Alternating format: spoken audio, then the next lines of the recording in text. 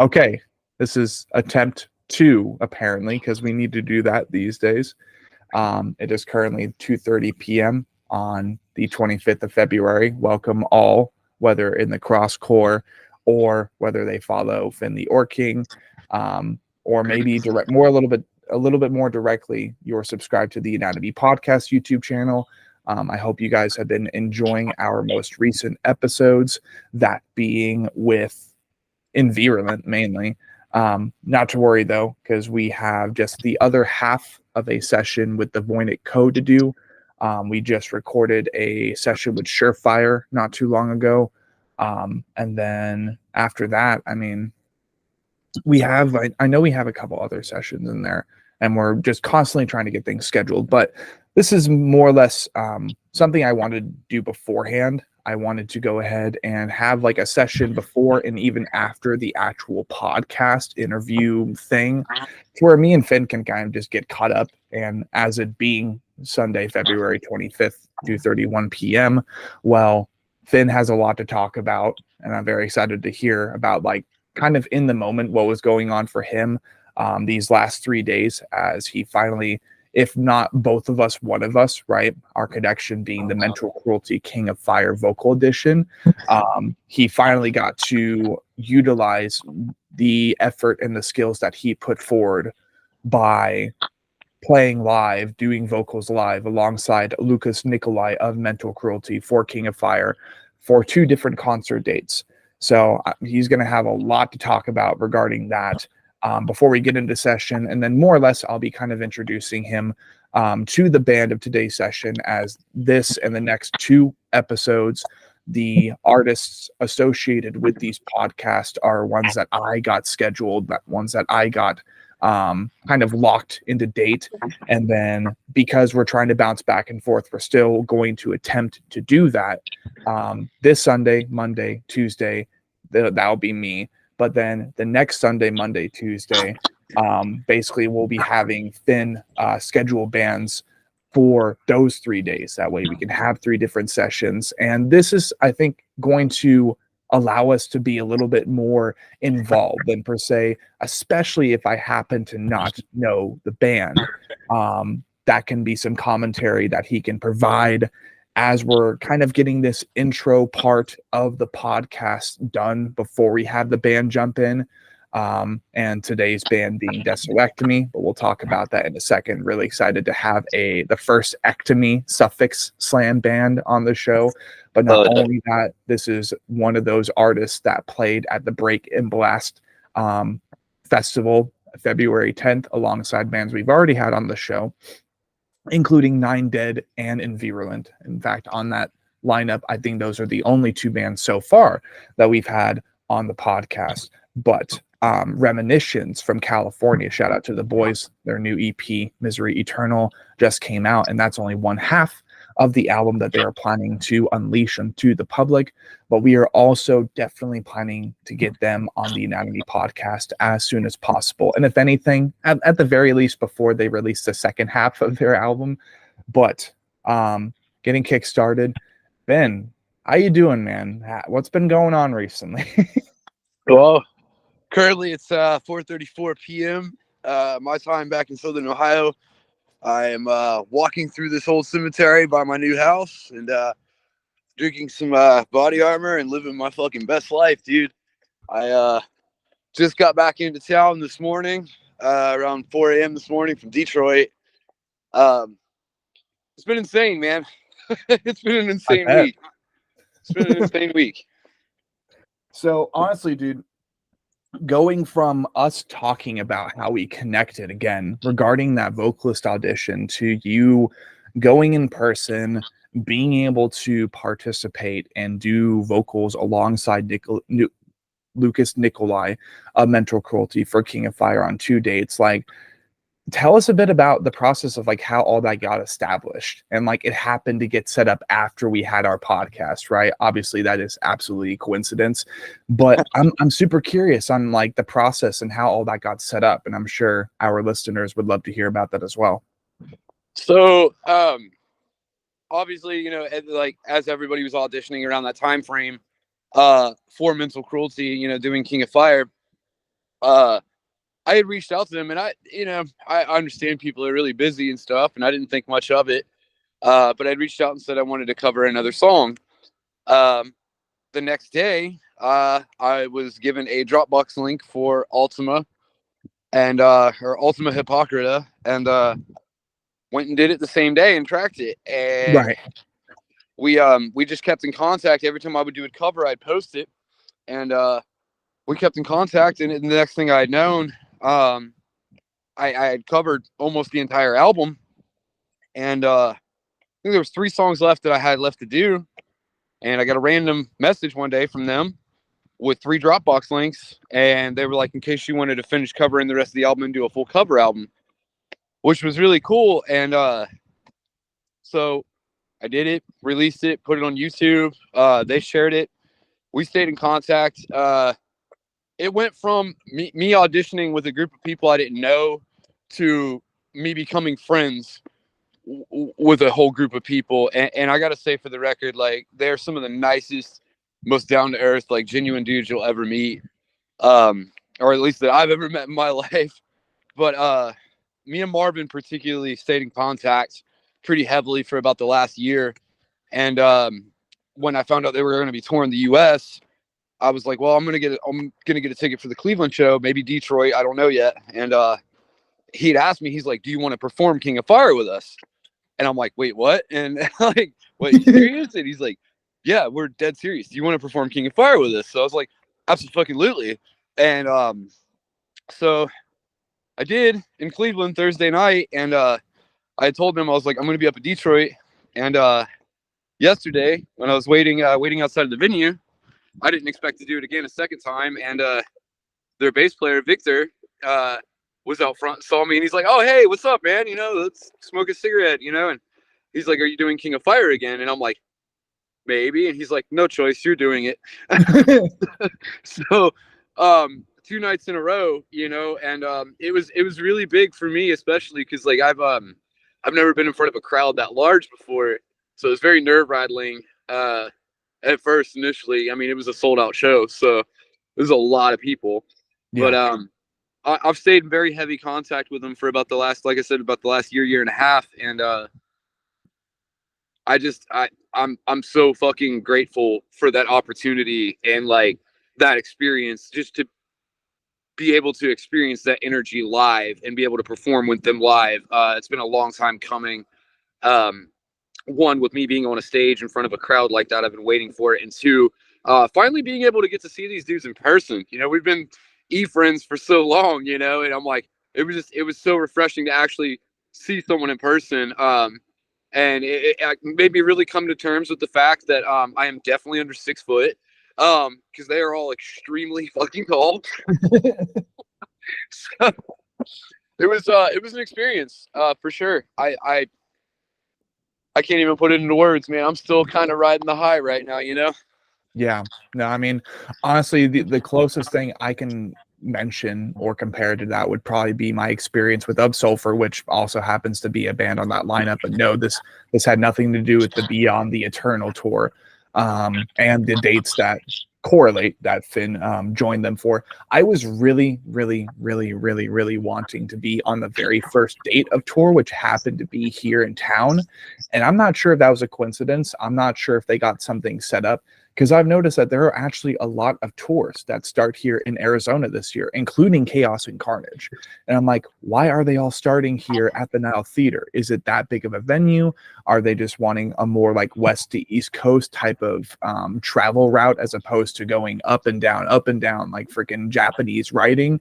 Like, who knows what's going on with that? But I wanted to go to that show so bad, and I wanted to get the VIP so bad, but because of the choices that I made recently, I wasn't able to go. Anyways, the date that I went to was when Sulfur was doing their small leg of shows, and one of them led them to Scottsdale, Arizona, this tiny venue called Pub Rock. And basically at the time, the entirety of the band did not exactly know all of their songs off of the Oblivion EP word by word. And their set, therefore, ended up, it concluded early on, because they're like, hey guys, we don't really know any of the other songs. So, like, have a good one. I'm like, wait. And, basically we encouraged them to do an encore of Oblivion. But what was really special is that it was the one time where I was with them. I was singing with the band actively, and I was doing the Oblivion chorus with them. And I tried to match Chase Wilson's kind of like sing screaming, just his style. And it was very humbling afterwards getting off stage when they finally finished that song. And Ricky himself was like, damn, whoever was up here just now, they were really, really good. I gave the security guard at the venue a big old hug for letting me get up there, because usually it's security guards tearing me down from the stage. That was really refreshing. I'm like, thank you for letting me up there. I gave this freaking big, like at least Chris Evans sized dude a big old hug, and I'm like, thank you. And then I offered all the boys my salutations, my appreciation, and that was the end of the night. And it was really fun. Unfortunately I haven't been able to do anything like that since, but the energy of being welcomed onto the stage by a band you've listened to, by a band you wish you had done a cover for, a band that you understand the material for, and you know how to do vocals, so you're wanting to participate, and you're trying your best to just continue being a good vocalist and just be consistent with being a heavy vocalist. It is such a rewarding feeling to finally be validated and be welcomed onto the stage. Not once, but for you, twice. Like, I can't even imagine that, bro.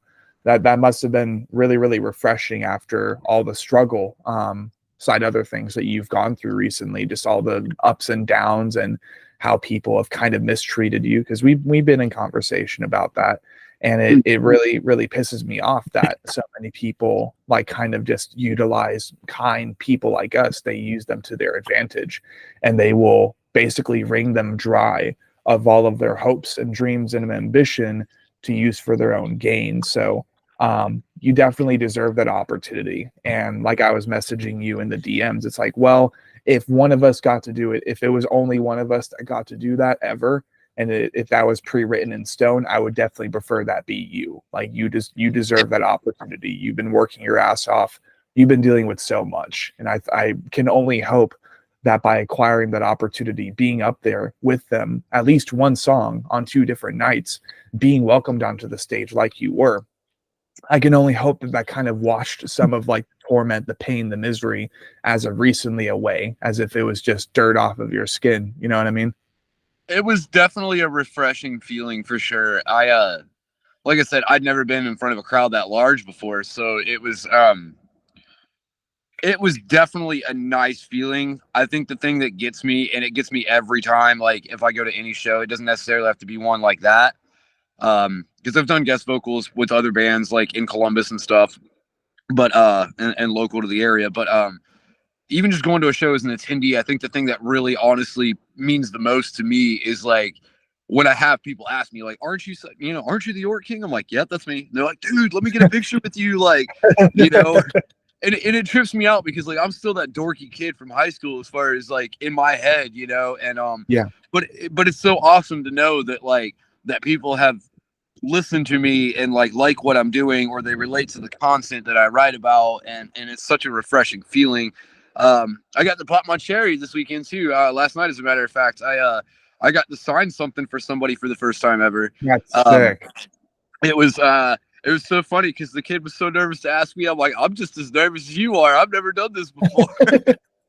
And so it was refreshing though. Like, it was just such a refreshing feeling. And yeah, and then after, I got some other big news coming up here soon for the summer and the spring, but it looks like I'm probably going to be touring as well. Oh shit! So there's some big stuff happening. I can't really say everything right now because some of it's kind of tight-lipped right now. But yeah, I can't put it out there publicly yet. I mean, like if if you know, you know. Mm-hmm. But it was awesome. It was very, very nerve-rattling, because I really aspired. I was inspired by these people, Mental Cruelty, and I'm very inspired by like what they're doing, and it's definitely a nerve-rattling feeling when when you're up on stage with people that you're inspired by, and you're like, God, I hope I don't fuck this up. Like, I hope I sound decent. And it's even more nerve-rattling, when 2 feet away from the stage is fucking Josh Schroeder. Yeah. Yeah. It's like, oh, geez, I really hope I don't fuck this up. Yeah. So I take it his audience definitely, like, you made your mark per se, and you provided him a good impression. Yeah, and yeah, from the looks of things, Good. it's gonna be a good year. Like with the project with Infectorium and stuff, it's gonna be a really good year. I'm really excited for things that are happening and things that are coming into fruition now. It's been wild, and the biggest and the coolest thing for me, like one of the coolest things, honestly, for me about this experience was I got to meet one of my teenage year idols. I got to meet Ricky finally. Yeah. Never got to really meet him before. We had talked before at the Cleveland show with Lorna Shore a year ago, maybe 2 years ago. Yeah, the Pain Remains one, right? Mm-hmm. And so when I walked up, he was one of the first people I saw besides Trey. Shout out to Trey. He was one of the first people I saw, and he's like, "I know you." I'm like, "What?" he's like, "What's up, dude? I've seen you around. I know who you are. I just can't put a name to it." So we start talking, and like being able to talk with him, like outside of just music, too, like you know, his whole glow up and transformation over the last few years, like especially with the bodybuilding and like just the physical health and the mental health. And everything, you know, that he is about and a proponent for. Like, it was nice and refreshing to have that conversation with him, because it's something that like he's really inspired me to be a better version of myself, as far as like physically taking care of myself and like wanting to be in better health. So it was nice to actually get to meet him in person and hang out with him and shit, and get to kick it for a while. The rest of the dudes in Of Sulfur too, super fucking nice dudes. Super duper nice fucking dudes. Threw Trey off a little bit last night. I was wearing my Worm Shepherd shirt last night. he just kept pointing at me and smiling. That's awesome. And I mean, like we were kind of mentioning in the 2024 co-pilot pilot, not to milk that the contents of that session too much, but I mean, like I said, it really ended up being a sequel, this session and this intro part of episode 70, just because, well, you happen to be interacting with both of the bands that were associated with efforts at the time, that being a lost session that I never even hit the record button with Trey and Worm Shepherd for. That, like, Jesus Christ, dude, I will never forgive myself from that. Me and Trey had a good laugh about it. We're like, oh shit, well, maybe, you know, it wasn't meant to come out in the first place, because there was a lot of shit we talked about in there. But yeah, this year I have a feeling that 2024, it's going to be very, very prosperous for both of us, and I look forward to every fucking atom that is just dispensed into the universe with our good intention, our hard work, what we're trying to accomplish together and separate. You know, it's 2024 needs to be the year for me. For sure. That's for damn sure, because we're almost halfway through the 2020s. Like, it's about time something like very, very prominent happens for both of us. And for me, mainly, I would say something I'm close to would be getting Sean Cross to its first 1,000 subscribers. Like, unfortunately, in today's world with YouTube and shit, that doesn't really amount to much, really. Like, monetization, I've heard from my buddy Randiness that really you only start truly making money when you're about like 10,000 subscribers, which I'm like, fuck. So, right. Or like, you know, he's at 4K. I think he's like 4 to 8K now. So he's getting there for sure. But that's one thing I'm shooting for. You know, obviously we mentioned Blind before, or I mentioned Blind before. The things that I'm hoping to accomplish with that. And if anything, like, I don't mind throwing it out into the wind. I'm reaching out to a lot of people right now, as far as just getting standout personalities in our music world associated with the project. We got a couple candidates, and especially if they decide to follow through, well, it's going to be a very fun lineup. It's going to be a very fun, very varietal. There's going to be a lot of different distinguishable personalities associated with the project, and that's really the start of it, right? Bands like Chelsea Grin, you know, one thing that always has helped me kind of pluck them from the rest, even if I'm not the biggest fan of their newer material, would absolutely be the fact that when it's not deathcore, when they're not playing deathcore themselves, and when they're not making Chelsea Grin material, they're not actually listening to death metal or deathcore whatsoever. They're instead listening to hip hop. They're instead listening to like 80s pop, 80s Japanese city music, like whatever it might be. But they just like kind of they pluck themselves away from the deathcore genre. That way they don't end up attributing like creative pollution. But not only that, more specifically with Blind, utilizing the Chelsea Grin example, bro, we got a guy who listens to pop punk a lot, like neck deep, just like the absolute cringiest but iconic pop punk bands. And I was like, well, if Captain No Captain Chunk and other artists are like his go-to, like imagine how much fun that would be to try to incorporate that into deathcore, slam, whatever the fuck we plan to make.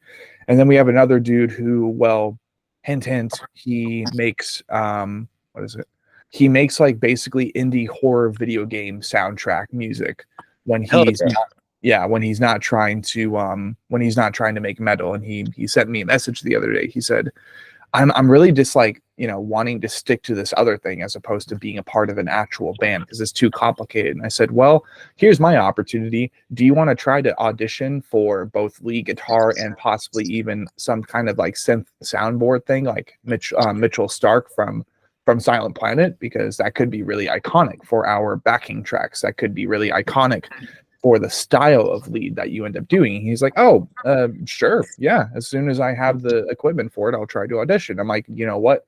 That's exactly how that type of stuff happens. You just got to take the opportunity when you can and just reach out to the universe and see what could happen. So I guess in that regard, it's like, don't ever hesitate in trying to take a chance, take an opportunity, and kind of just reach out into the world and see what could possibly happen. You only miss the chances that you don't take, right? You only miss the shots that you don't take. So that would probably be my lesson. That would probably be my little chunk of advice. Do you have any similar commentary that you would want to provide regarding that? Like any lessons that you've learned recently? Any new stuff that's been kind of scratching your brain recently that our audience might want to hear about? Well, there's one thing that stands out like really heavily. So my current producer, when I first started tracking with him, I had just left a project that wasn't really going anywhere and like didn't really know what I was going to do. It's funny. He actually shot me down initially to record me because he predominantly does trap, drill, and hip hop. So it wasn't really his thing doing metal. And after he recorded the first couple of tracks for me, he's like, dude, you're really good. And I'm like, well, maybe I'm all right. And he's like, no, dude, like you're really good. And I'm like, okay, well, let's keep doing this. And one of the things that even on my bad days when I wanted to quit, I was done, like tired of failed projects, I'm tired of this, tired of that. And like one of the things he always drilled into me the most was just give it time, dude. Give it time. He's like, don't give up on your dream. Don't give up on what you want to do. You'll be on a stage and doing the thing soon enough. It'll happen. And well, it's been happening. So Yeah. It's just kind of stuck in my head, the whole, as cliche as it sounds, that old phrase of like not giving up on your dreams, just continuing to do your thing, and it doesn't matter if you have 10 people that listen to you or 100,000 people that listen to you, those 10 people, those people are ride or die, and that matters. Yeah. And that's my biggest thing is like always remembering your roots. And like I'm so flabbergasted, like I said, anytime somebody approaches me and knows me by stage name, and I'm like, wow, this is so fucking cool. Yeah. And it's just such a humbling feeling though, because it's like people are actually listening and it's like, wow, I'm actually doing what I want to do. And yeah, I can't even put it into words, it's surreal. That's the best advice I have is never forget your roots and never stop chasing dreams. Yeah, no, for real. It really stands the test of time. that no matter what you're doing, as long as you put the time and effort into it, eventually it will bloom into fruition. But the moment you start like losing a love for it, the moment you start losing a passion for it, which I don't think has happened to either me or Finn, but I've seen it happen to a couple people. I've even seen people like kind of divert and change their religious paths abruptly because they just don't feel passion towards certain deities. They don't feel a certain loyalty to deities, and therefore they go onto a completely different path. I would compare that only to dying passions because, well, there's a sense of comfort in it. There's a sense of comfort in the struggle. So once there stops being a let's see, once there stops being a true comfort or realistic level of challenge that you're willing to accept in passion, then that's when you need to like kind of change your path. But to be honest, I wouldn't really know how that is because, to be honest, all of my creative mediums I've ever participated in, well, I still want to do all those things. And basically, I'm just figuring out in what order do I plan to accomplish all these creative mediums throughout my life. That's about it. Like, none of it ended up being phases. None of it ended up being things that I left behind. Not really. Sure.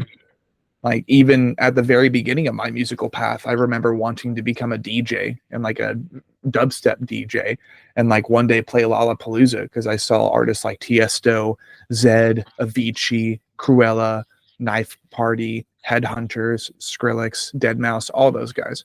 I remember seeing them just kind of like messing with a soundboard and shit and just like, doing their bass drops and shit. And I was like, well, I mean, I need something more, but this is definitely something I want to do. Just orchestrating a crowd, right? Right. You basically end up being there entire night once you build enough of an impression. But nonetheless, I've learned over time that as certain bands emerge from the woodwork, and as metalcore and deathcore, hardcore, metallic hardcore, beatdown, slamming deathcore, whatever, as those genres continue to evolve. And I mean, the podcast is really a testament to this, as we've had some of the bands contributing to those niches in the genre. We've had them on the show now, which is really charming. You got bands like No Face, No Case, which basically combine like German Amsterdam, like house music with beatdown, and it works so incredibly well. Or you have bands like Seeing Things, who are definitely trying to incorporate a Matrix house vibe with your kind of formula metalcore.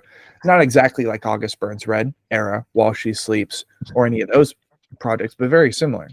So over time, it's like I'm realizing, yeah, of course, I want to make more heavier music that has me dancing my fingers, creating calluses, possibly even making my fingers bleed because I'm dancing across the fretboard. But nonetheless, there's that electronic element to it. And I've always been a bass head.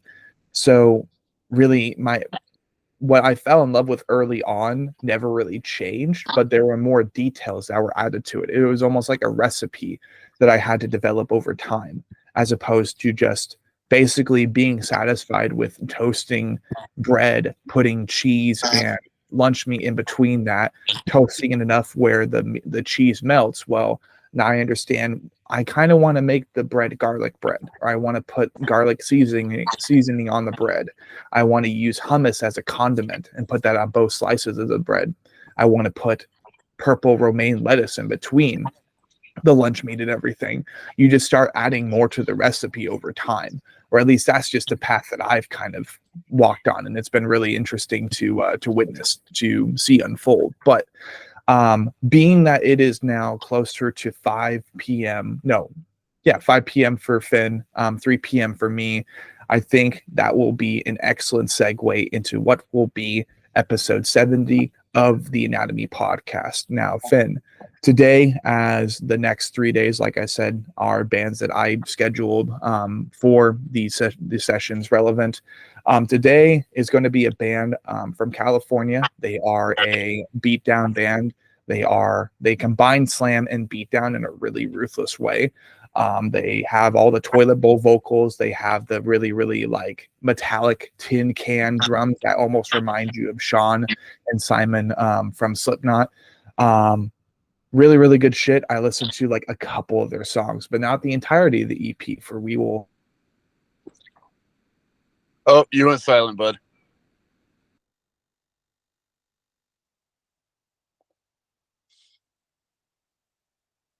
We will be looking to have them jump into session. We will be listening to their newest EP, and then basically we'll be having them up.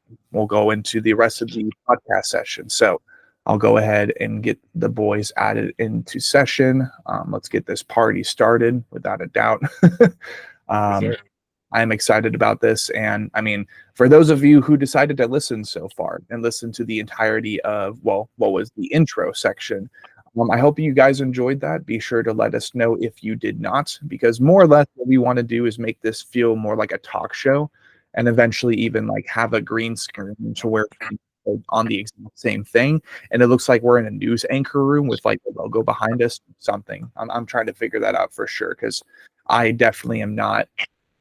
I am not the best when it comes to programming or creating anything. And that definitely sounds like an effort to accomplish inside of maybe maybe OBS, but I don't fuck with OBS at all. So we'll definitely have to figure that out over time.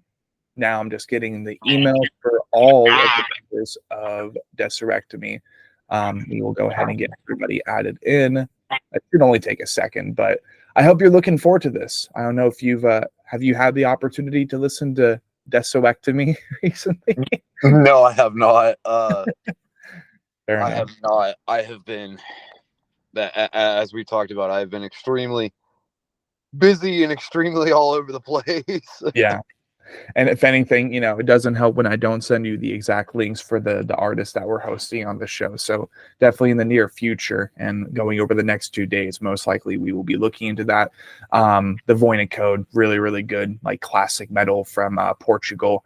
And then Reminiscence, well, they're basically more or less like Spite or Left to Suffer, but still a really, really solid band. So I have just now sent the email. We should be seeing the boys flood into the session here pretty soon. I am very, very excited to be doing this today, and especially because this will be another one of those sessions to where we have both the host in session, we have the entirety of the band in session, and we get to listen to a new EP's worth of material.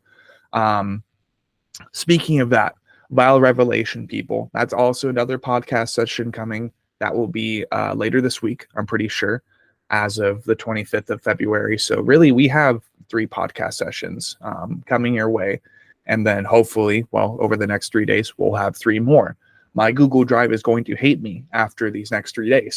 So it's going to be like, what the fuck are you making so many podcasts, bro? Like, calm down. Like, no, the grind never stops, bro.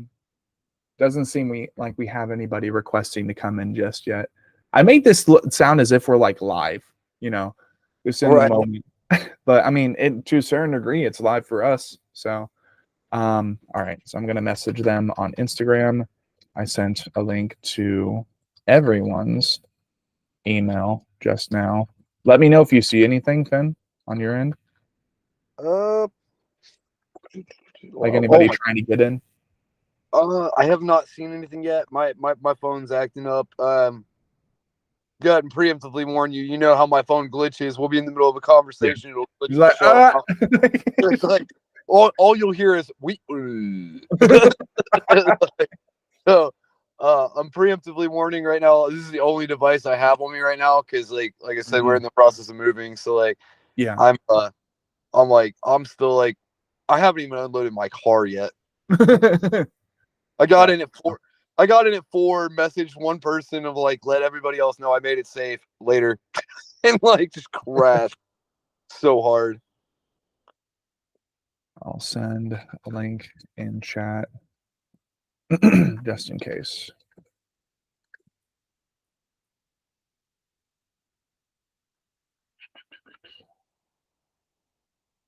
All right. And what will be really cool too, at least to me, is you haven't listened to the album Insomnia, right, by the Voynich Code, right? No, I have not. Okay. So most likely that will validate for a front to back session for that album once we finally tomorrow. All right, everybody's coming in. Let's go. Yes, sir. How you doing? Good. Hey, How are you how doing? you doing, buddy? Hello. I like that everybody has the green screen backgrounds. I've never actually seen that before. Very, very professional. we just discovered it right now, so Nice. figured sorry. might as well use it. I agree. Meanwhile, I I'm just walking around my neighborhood right now and around a cemetery and shit. Like, Yeah. Hell yeah. That's a good background too. For real. I think that's my niche with this podcast, though, is like the first one that we did. Like, I was walking around and like doing laundry and cooking. Yeah. while we were in the podcast. Oh, yeah. Not very engaging. Yeah. It's like my bad. Yeah, I'm sorry. All right, there we go. All right, so we have 3 people now. All right. That's Rich. Oh. And let me see. Oh. Hector. Hector. Tor. Okay, I do believe I approved. There he Yes, is. there he is. Turn your camera on.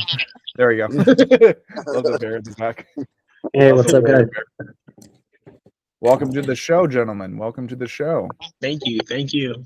Yeah, and we are already in session. No pressure. Me and Finn Okay. were just basically doing an intro section to kind of like get everybody reviewed on what's been going on recently, because good old Finn is a lot more cooler than I am, so he gets to do a lot more fun stuff than I do. If you guys are familiar with the band Mental Cruelty, he just basically did vocals with them live when they came to 2 different dates. And that's basically how me and him got to know each other, is we were both doing an audition for Mental Cruelty's King of Fire. We were both like basically trying to be the vocalist. I was like, Finn should be the vocalist. He didn't end up being the vocalist, and that's how we became friends. But gentlemen, it does seem that we have 4 out of 5. Yeah. Is there- Yeah, he's on a plane. Yeah. He's on a plane. Yeah, he wasn't able to make it, unfortunately. Okay. So we just figured, well, Yeah, no problem at all. I do appreciate the transparency. As you know, in the moment, that kind of makes for some, I don't know, makes things interesting for sure. So, gentlemen, welcome to the Anatomy Podcast. It is awesome to have you guys here. It has been a very seamless process. We were able to schedule you guys in 1 week, as opposed to, mainly my fault. So I'm not like pointing fingers at any of the artists that we've had otherwise on the podcast before, but simply said, sometimes the scheduling process is a little bit more complicated. So I look forward to basically getting another CKB Records artist on the Anatomy Podcast. You guys were recommended to us by Invirulence. Shout out to the Invirulence and all the other artists associated. As we also hosted recently Vile Revelation on the Anatomy Podcast to promote and kind of offer some more spotlight to their upcoming full-length album, Cast from Eden. That was Fuck yeah. I don't even know who that is. They must have forgot I'm him. Wait a minute. Were you guys able to hear that the whole time? Yeah. Oh, you heard it? Okay, right. I must have like closed down the tab and immediately disabled the share. That was really fun. That was really, really fun to listen to. Nice and heavy. Nice and, well, for what it's worth, Formula.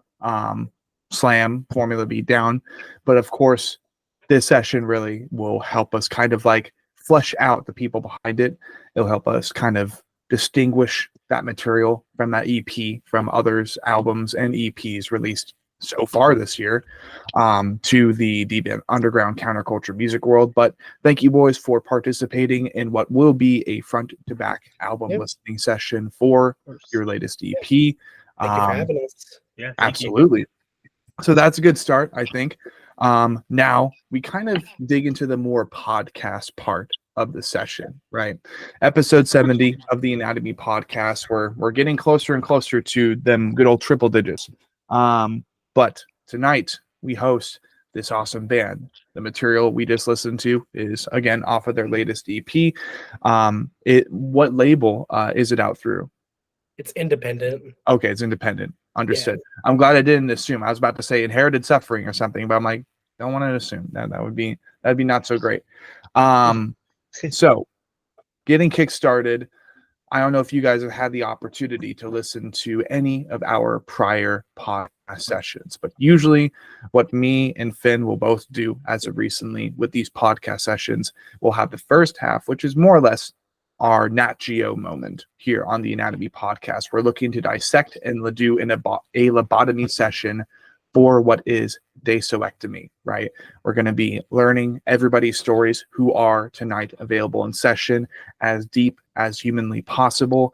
And if anything, this session, because we're a little bit more familiar with the formula between both me and Finn are, we'll be bouncing back and forth between the 4 people we have tonight. So before we do that, what I want everybody to do is go ahead and imagine yourself in an elementary level school class, right? This is day 1 of first semester. Maybe you moved into town, or maybe this is simply your first ever time doing this, presenting yourself. Nonetheless, what you want to do is the teacher has you provide some kind of like basic surface level information, like what your name is, in this case, what you do for the band, and maybe even the city you ended up growing up in. We'll bounce along the lineup, starting with whoever wants to go first, and then we will go ahead and proceed from that point. Hey, what's up, guys? My name is Hector. I'm the drummer. So what it came down to, we're just a bunch of older guys that left the scene, except for Mr. Brett. We were part of the local scene about 10 years ago. We've always been kind of, or at least I was always involved with it. I stopped playing drums for about 7 years. And then Tony, right up there, he freaking called me one day and said, "Hey, come jam out with me." And I told him, I was like, "Dude, I haven't touched my drum set in about 7 years. It's rusted as hell. I have no clue what to do now." and he invited me to go play with this other band. Shout out to Sean Kage, because really, if it wasn't for them, Desoectomy wouldn't be here. So I gotta admit that. Originally that band was like a deathcore mix, and it was just having fun. And then next thing I know, we were a couple months in, and me and Tony left, and we started doing our own thing. And we got lucky enough to get Richard, which is the vocalist. And believe it or not, Richard is really the bread and butter of our slam, really, because I didn't even really know slam. Like, I'm a big deathcore kid. I've always been. I played in many deathcore bands, but when it really came down to the fundamentals of slam, we were just at Tony's living room one day, and we were trying to think of like, some kind of references or some bands that really, get to us. And at that time, it was probably top of my head, Peeling Flesh, Filth, Body Snatcher, Cranium, bands like that. But we didn't. Me personally, I didn't know slam category, which now I come to realize that I've always liked slam. Even Waking the Cadaver, Suffocate, or there's a bunch of Internal Bleeding. There's a bunch of bands that I've liked back in the day, and I didn't even know that they were like slam until I started getting more into it. So that's kind of what especially Waking the Cadaver. We didn't know that was slam. I thought that was deathcore back in the day. Yeah. Tony, take it. Yeah. So yeah, Tony. I'm Tony, the guitarist. Oh yeah. So pretty much, Hector pretty much summed it all. I've been in the scene for a while, especially in the hardcore scene. I had fell out for a while, like about 3 years off. And I came back into it, and then I didn't really play music, just went to shows a lot. And then one day, I don't know, I had met these dudes on Facebook, and a little group musician page, look for someone to jam out with. And then I was like, you know what, give this a shot, because before that I had tried out with other people. Matter of fact, Hector had a buddy named Chino that tried jamming out with him, but I don't think nothing really kind of worked out. And then that's when I, because I had stopped for that, for a little bit after that. And then I was like, you know what, let me give this a shot. Someone hit me up on Facebook, hey, let's jam out. Started getting back into it. And then from there on, that's when I was like, that's when I hit up Hector and we got together, and here we are now. Here we are now. Sweet. Yeah. Well, we got Brett and I think Richard left to loosely introduce themselves. And then basically, I'm thinking just because of the order that you guys provided so far, that being Hector, Tony, and then like really this will decide the order that we go in. But after we will be doing these more simple introductions, then we'll kind of dive head first and like go like spend as much time as you guys want, really, whether it be 20 minutes or even an hour each, because as far as I'm concerned, the more time we have on the Anatomy podcast and the more time we invest, the more content and the more people have to listen to, especially your listeners, your audience on Spotify, your subscribers on YouTube, all that. But of course, let's continue. Whoever wants to go next. Rich, you're more than welcome. All right, thanks, Rick. My name is Richard. I do vocals for Desoectomy. I started doing vocals maybe like March 2022 is like when I first performed live. But I've always had like a side project that I've been working on. I'm primarily a guitarist, but I just been doing vocals the last couple of years. Yeah, we'll dive deep more into the origin of the band, but I'll let Brett go ahead and introduce himself. Yeah, my name's Brett. I'm the bass player for Desoectomy. I actually joined the band after their inception. I wasn't there as the band was created, and I'll get into that story a little bit more later on in the stream. But just a little bit of brief overview. I've always been into extreme music. I was born into a family who loved harder music, metal and stuff. So from the womb to the tomb, that's pretty much how I was always raised. To cut it lightly so I don't reveal too much, Hector and Tony had actually reached out to me initially and asked me if I'd be interested because I had posted either a Craigslist ad or a Facebook ad saying I was looking for Craigslist. It was a Craigslist. Yeah. Mhm. But other than that, I'm brand new to playing live music. He ghosted me, by the way. I just want to throw that in there. He fucking ghosted me. Get to that. We're gonna get that. Definitely get to We're that. gonna get to that. Fucker, he's lucky. I hit him up again a year later. No, I'm just kidding. I couldn't find the bassist. We're gonna get to that. Damn it. But yeah, I've always liked extreme music. I've always knew I wanted to try my shot at music, and now that I'm able to and I'm able to do it, it's pretty great. It's definitely way more than I ever expected or anticipated for, and I love it. So yeah, that's me. Oh yeah. All right. Well, I do appreciate you gentlemen kind of introducing yourself, kind of giving a loose overview. That way we don't dig into too much before we really start answering questions. And so, for example, you don't feel pressured to absolutely know everything about your life just right off the bat. Because I know we've had plenty of podcast sessions. We've had plenty of sessions before or interviews before where people quite frankly are dumbfounded by, just these more intimate questions that I'm about to unleash. But not only that, this time, because we have Finn with us again, our recently made co-host. Basically, me and him will be bouncing back and forth and utilizing the order that you gentlemen happen to have kind of conducted and improvised. We will be going in that order, and we will be going head first. We will be diving as far back as possible. With this people part of the podcast, which is always a lot of peace, basically treat this as if you are being interviewed by Nat Geo. This is your chance to kind of put an autobiography into a podcast. This is your opportunity to tell your story, even if you feel it's kind of an underwhelming story.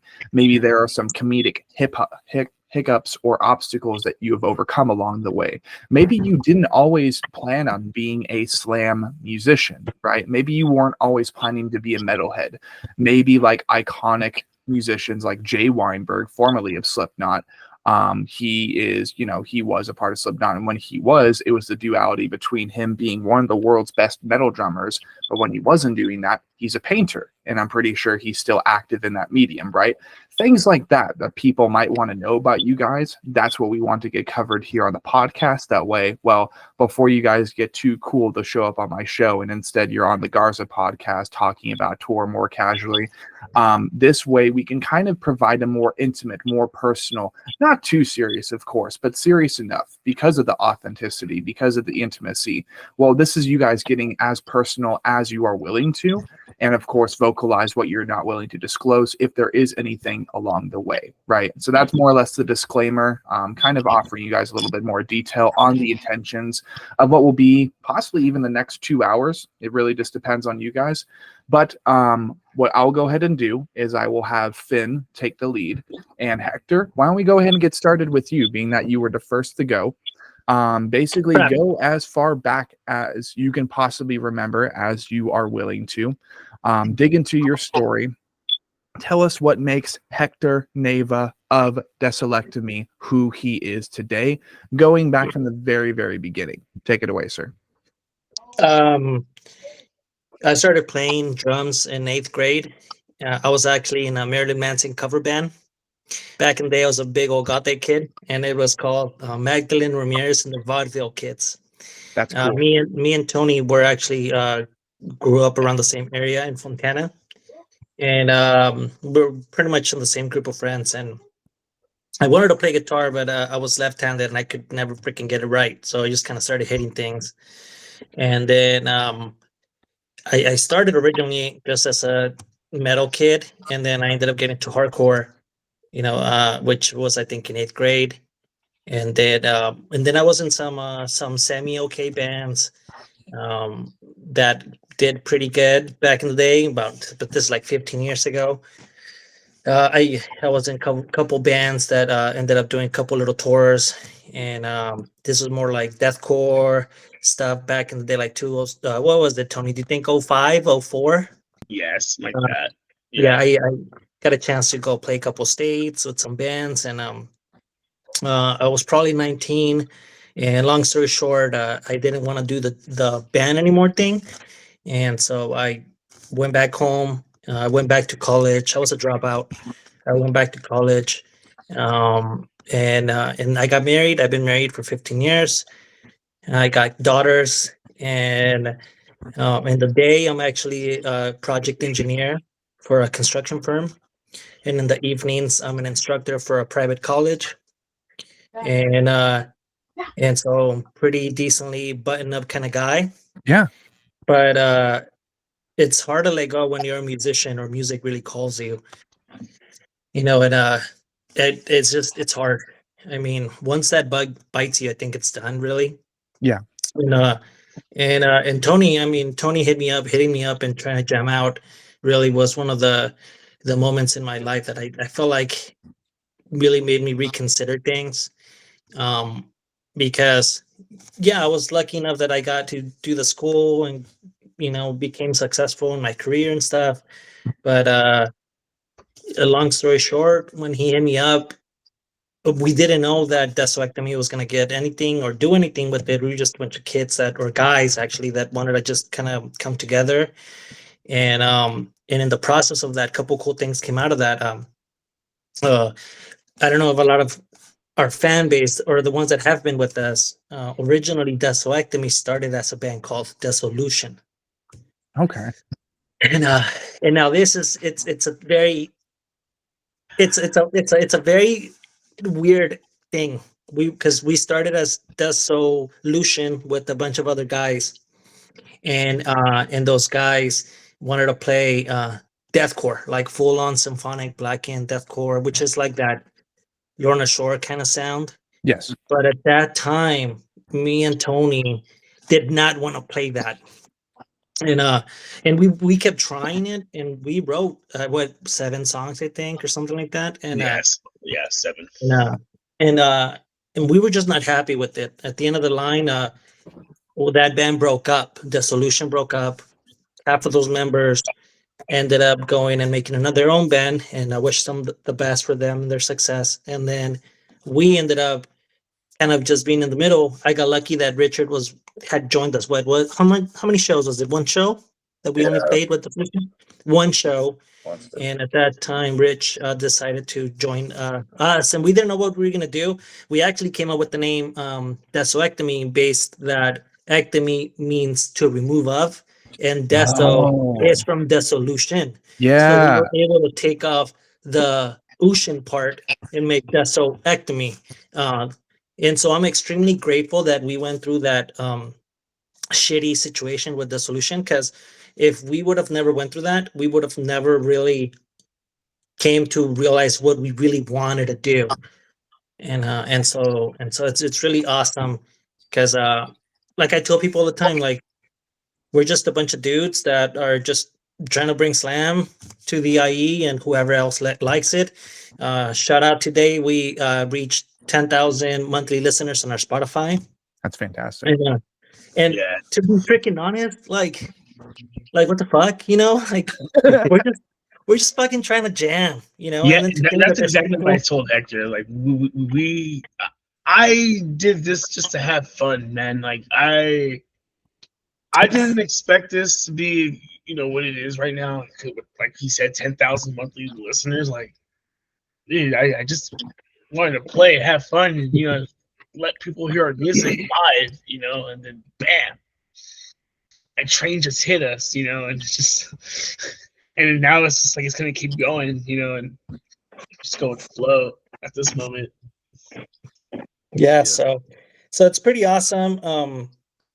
Obviously everybody here in this band has a very special thing in this, because Tony obviously brings a lot of beat down, and Brett brings a lot of that internal, more like death metal, doom kind of thing to that. And he's the youngest in the band, and he keeps us. He's really the young blood in the band that keeps us active. So I gotta give him props for that. He's the one, actually, believe it or not, he's really the one that pushes us to get practice all the time and get the songs down. Yeah. So if it wasn't, so he is someone, because a lot of us are like, fuck that, I want to hang out on the weekend, and he's like, oh, practice, let's fucking get it. And I'm like, all right, fuck it. So that's pretty cool. And so that's kind of that's a little bit of my background. I'm just happy to be here. No, I definitely get that. And like you talking about the early 2000s and stuff, like you're pulling on my heartstrings, because that's the era that I came up in. When you mentioned Waking the Cadaver earlier, it threw me back into like, okay, like, okay, which, it's so astounding to me, like how far things have come and how everything still like retains, like I could hear the early 2000s and the influence for sure. I could definitely hear it, especially with the drums, especially with the snare, especially like that fucking red dodgeball off the side of someone's head. Like that bitch is tuned. That shit is so fucking tuned. I fear that when I'm playing shows, because I have like 4 snares, but the one that I used to play, it's actually we for the EP we actually used that snare. We actually recorded that, and the thing is that bitch is so fucking tight. I fear that one day it's gonna fucking rip on me on stage, because it's so fucking tight. But I guess we'll deal with it when that comes.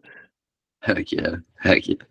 Yeah, it definitely brought me back to like nostalgia and like MySpace era, like big throwback. That's the best era of deathcore, was MySpace era. I mean, I hate to say it. I mean, I wish I can go back to those days, man. Especially those MySpace deathcore days, man. Yeah, it definitely had its moments for sure. I feel like a lot of it kind of led up to like what we have currently. Like somebody broke it down years ago. It was like, it's like different generations. Like this is the 3rd wave, this is the 4th, and I'm like, That makes sense. Yeah. I'm like, man, I'm in my mid-30s, man. Like, trying to chill, you know what I mean? Trying to chill. It definitely brought back that nostalgia factor. I've definitely got something new to take with me whenever I go to the gym and shit. And hope to God I don't grab the person next to me and throw him across the room. I've already been yeah. I've already been scorned about that a few times. Like, you can't be doing this. I'm like, tell me how to live my life. Heck yeah. That's fucking cool. Heck yeah. So what would you say what would you say your top 3 influences right now? What would you say that would be musically? For me right now, musically influenced, I mean, Machine Gun Kelly. Just kidding. Machine Gun Benny from Peeling Flesh. Their drums are amazing. Machine Gun Benny doesn't play in Peeling Flesh. No, he plays in. I know. But I gotta call him out on that. He says covered them a couple of times, but True. the what else? Acranius. I literally like. There's what's that album called? The one that I fucking love. You guys the Echo of Her Cracking Chest. Wait, that thing is something like unique. yeah. Every time when we were writing this new EP, I was like constantly listening to that, and I would like make drum tracks on my electric drums, and I would record it, and I would send it to Tony or the guys and be like, "Hey, check this out! I just came up with this idea," and I don't know, like 2 or 3 of the songs that are actually in the EP were me just messing around in the garage, and coming up with beats and stuff, and I would send it to them, and so a lot of it right now it's it's to me when it comes on to like that heavy stuff, it's not just 300 BPM blast beats and swiggles. Like that's awesome and all, but I realized that like slam or the way that we play drums is so unique. It's almost like offbeat, it's not just a it's like it has a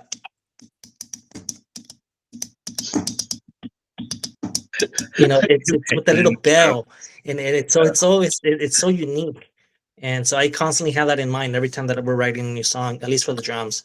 Heck yeah. Heck yeah. Oh, I think you muted yourself, buddy. God damn it. Technical difficulties. Yeah, always on the Anatomy podcast. It's either a fucking lobotomy of the bands or a lobotomy of the fucking equipment associated with it. But of course, you have the 3 that you mentioned. You have the 3 inspirations that have kind of like pushed you as of recently. Of course, being that you're a drummer and being that not only that, but even if the music is kind of meant for caveman brain half the time, there is financial investment that goes into the equipment behind the scenes. Let's talk gear. Man. Like, do you have the gear that you want right now?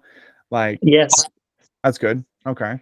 So I actually the drums that so long story short, Tony, when he called me to go jam out with him, the drum set that I had was just Maplewood Pearl Export, and that thing was beat up, man. I mean, it had gone through some touring, through shows, and it was sitting in the garage for 7 years. So the hardware itself was oxidized. It was really bad. I ended up peeling the skin, and I primed the wood. I painted it, and it did okay for the first 30 shows that we played with Desoectomy. But just recently, about 2 weeks ago, I finally decided, I was like, you know what? Fuck all this. If we're doing this and we're playing all these shows, I might as well just get like better gear. Yeah. So I went and got a SJC custom drum set, and got an all new Tama hardware, new cymbals. I finally got the bass kick for it that says Desoectomy on it. So right now I'm rocking on that one, and we're gonna be using that for our Glass House show coming up. So that's super exciting. Hell yeah, dude. So obviously, therefore, we've now covered gear. We've now covered like kind of what you're looking into, and the fact that you've acquired what you want, which is not something that many musicians, no matter the genre, can say. As well, the American economy, it could be inflation of the economy that kind of just cock blocks you from the gear that you want. It could be the fact that you're trying to be mobile all the time and you can't exactly take everything with you. You can't step into the back of a van like you could maybe a digital drum set with just, the freaking memory foam thin pads or whatever. Not that I would know, but I would imagine having an electronic drum set as opposed to like an actual tin can drum set. Naturally, it's built to be more convenient for travel, right? So you've got your gear, you've got your arsenal, you're ready to go. So we've got that covered. Are there any? Let's see. Is there anything that you would change about your current kit, like as far as the stuff on it? Probably the pedals. I have the which ones are the kicks I have? I have some double drivers, but I want the ones that are not chained. I want the ones that are direct drives. They're just like the actual piece of steel in there, and so I just feel like they have a better consecutive, a rebound to it. But they're like $2,000. I think that will be the next step that I take. So if it's anything, it'll probably be my kicks at the time. They are decently good, but even then, I just want that. So that would most likely be that. And with snares, I'm like a snare whore. I'm constantly looking for better snares. Like I'll go to a store and I'm like, oh shit, this sounds fucking slammy as fuck. I gotta get this or skins. I mean, these guys know I went through so many skins. Like I have 2 snares that I use, and they kind of depend on like the mood, really. But yeah, so if it would have to bring it up, it would most likely be my pedals with direct drives and my snare. I'm always looking for more snares. And see, more or less that was absolutely me double checking, but you never know like the fine little details that could make the drums, the fucking tin cans, the beat, the heart cans. I heard of that, dude. When I just saw this video of this guy on TikTok. He ended up grabbing a can of refried beans, and he opened his snare, it was emptied, and he put it inside, and then he closed it and tuned it. And it gave it like a even more high pitched bouncing ball sound. And I was like, oh, believe it or not, I'm probably gonna try that bitch. I'm gonna get next Right, EP, we're gonna be using the bean snare, dude. Do it, bro. The refried bean snare Bean can. snare, dude. That's my favorite thing. Every time that I see the comments when people bring up the snare, they're like, hey, what the fuck is up with the snare? Like, I don't even know how to feel about it. That to me is like, yes, that's the fucking point. That's the point. That's what draws people in, is the exaggeration of the drums. And like, speaking specifically on drum tones, a lot of bands, a lot of slam bands, a lot of beatdown bands, a lot of deathcore bands, they kind of use generally the same thing.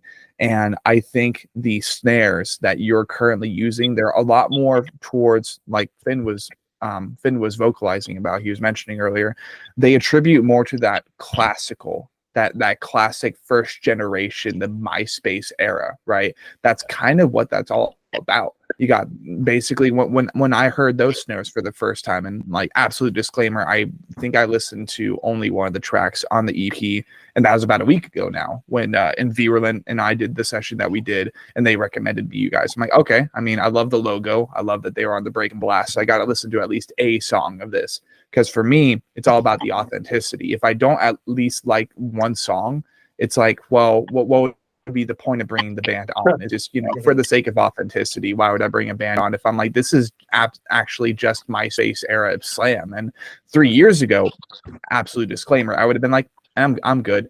But I started to appreciate the culture over time. I found artists like Ingested, even if they're not true authentic slam anymore, they are definitely bringing they're adjusting the standard as they go along with their albums, right?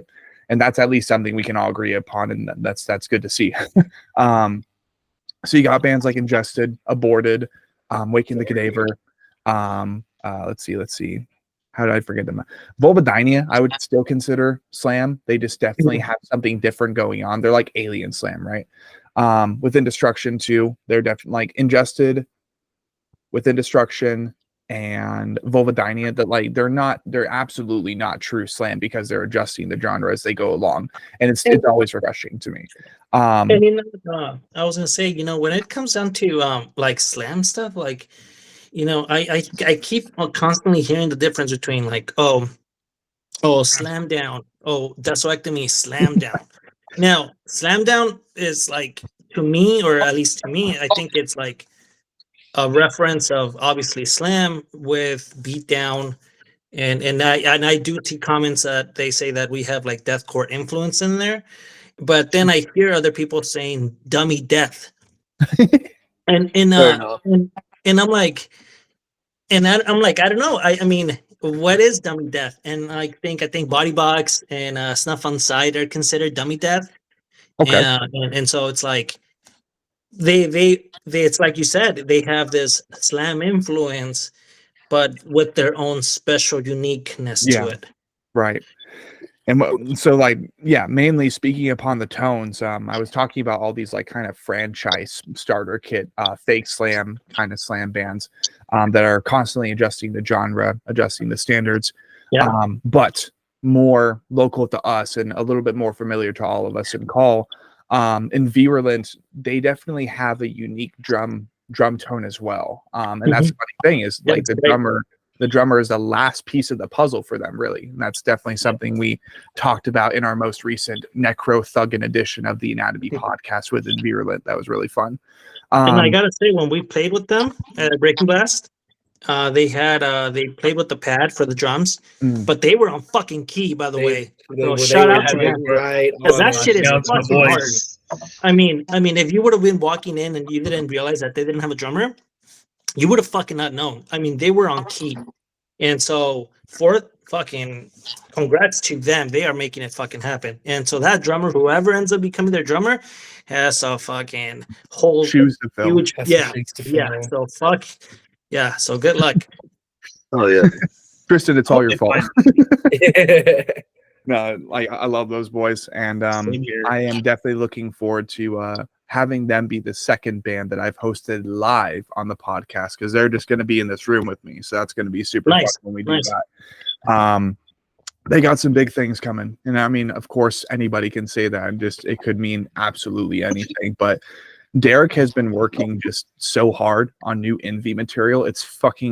I would use the word retarded. Like, it's ridiculous how much stuff that he's made recently, and just for the sake of making it, just for the sake of quote, so we can apply ourselves to more concerts, so we can apply ourselves to more shows, as opposed to we're in Virulent, this is Necro Thuggin Slam hip hop.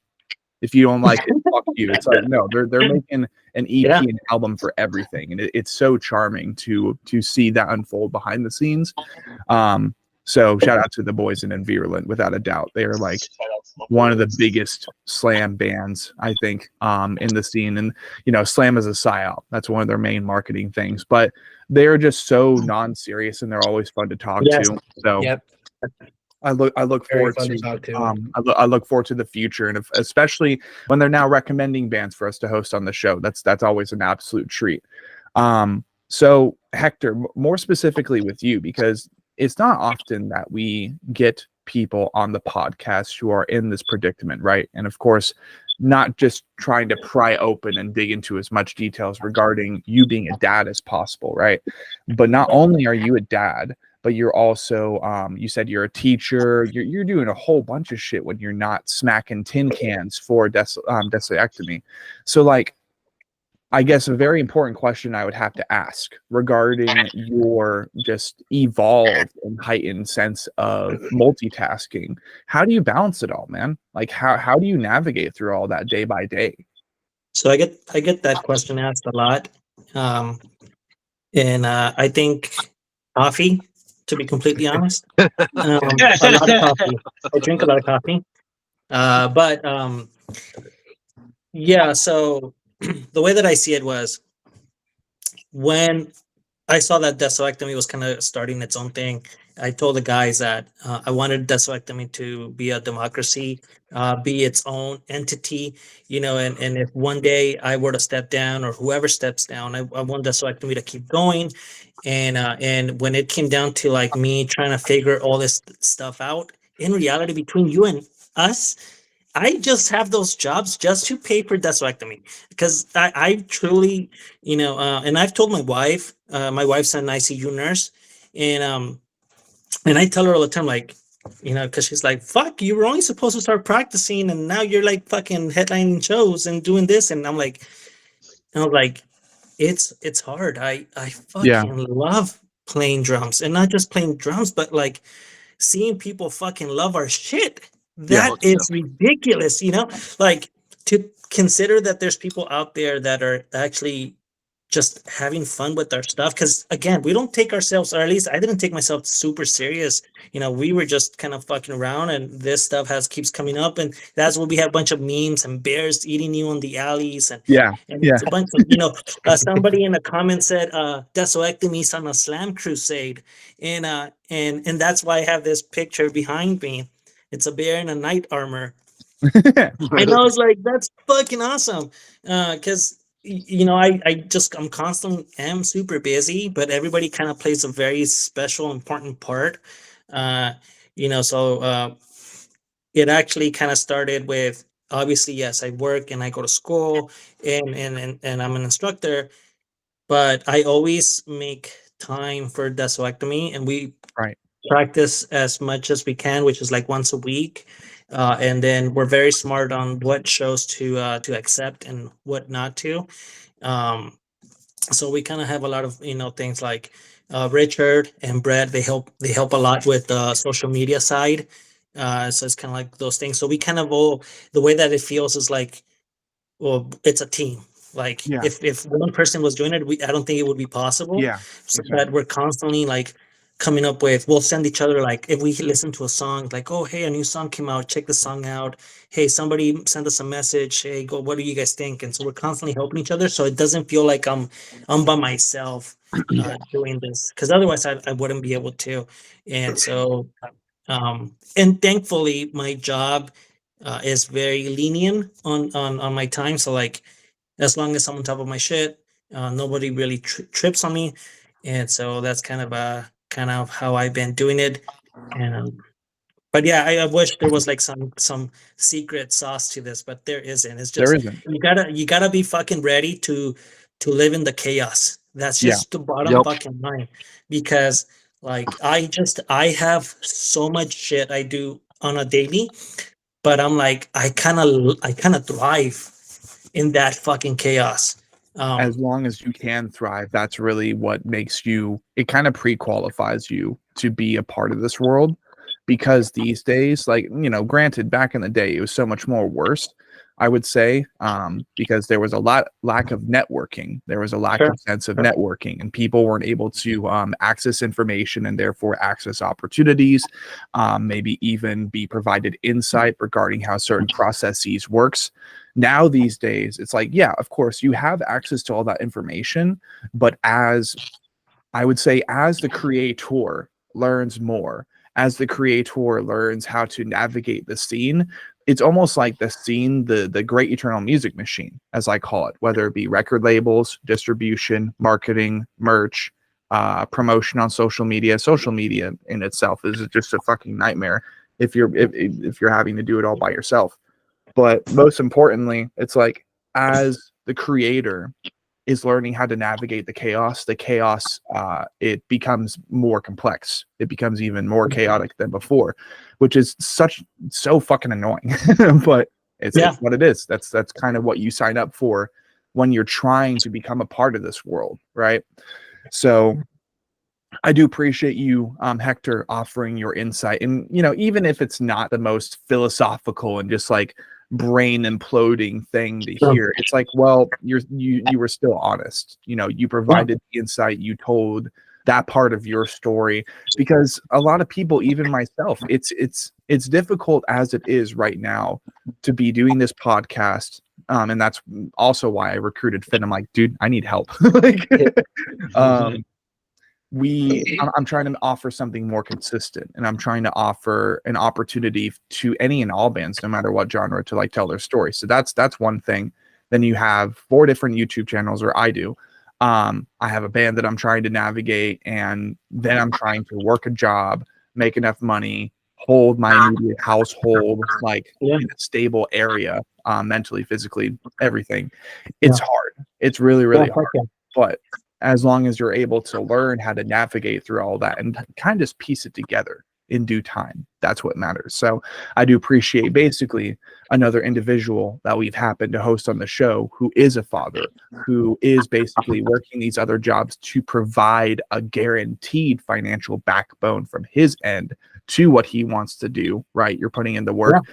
I do appreciate you kind of confirming what I've thought this whole time, and most likely what a lot of people in a similar position have thought up until this point is like, holy shit, just piecing the day together, coffee, whatever. Just trying to rationalize, try to navigate through the insanity because it's tough. And that's just speaking for like an underground counterculture music band. You would think it's easier to be to be associated with a bigger artist, maybe Taylor Swift or any of those people. And that's just a dramatic example. But then you imagine yourself in the shoes of a person like that, and well, basically you have no free time. You're always having to hide from the world, right? Yeah. So like just becoming an artist these days, unless you are absolutely obsessed with the pandemonium of being able to monetize and make a living off of what you love to do, unless if you're planning to do that, well, either way, it's kind of tough, but there's like, it's the lesser of two evils, whichever path you decide. So we've taken quite a chunk of time, and we've learned about Hector. We've learned about the heartbeat, the actual just like thump, thump, thump, what kind of keeps the blood flowing throughout the anatomy that is desoectomy, right?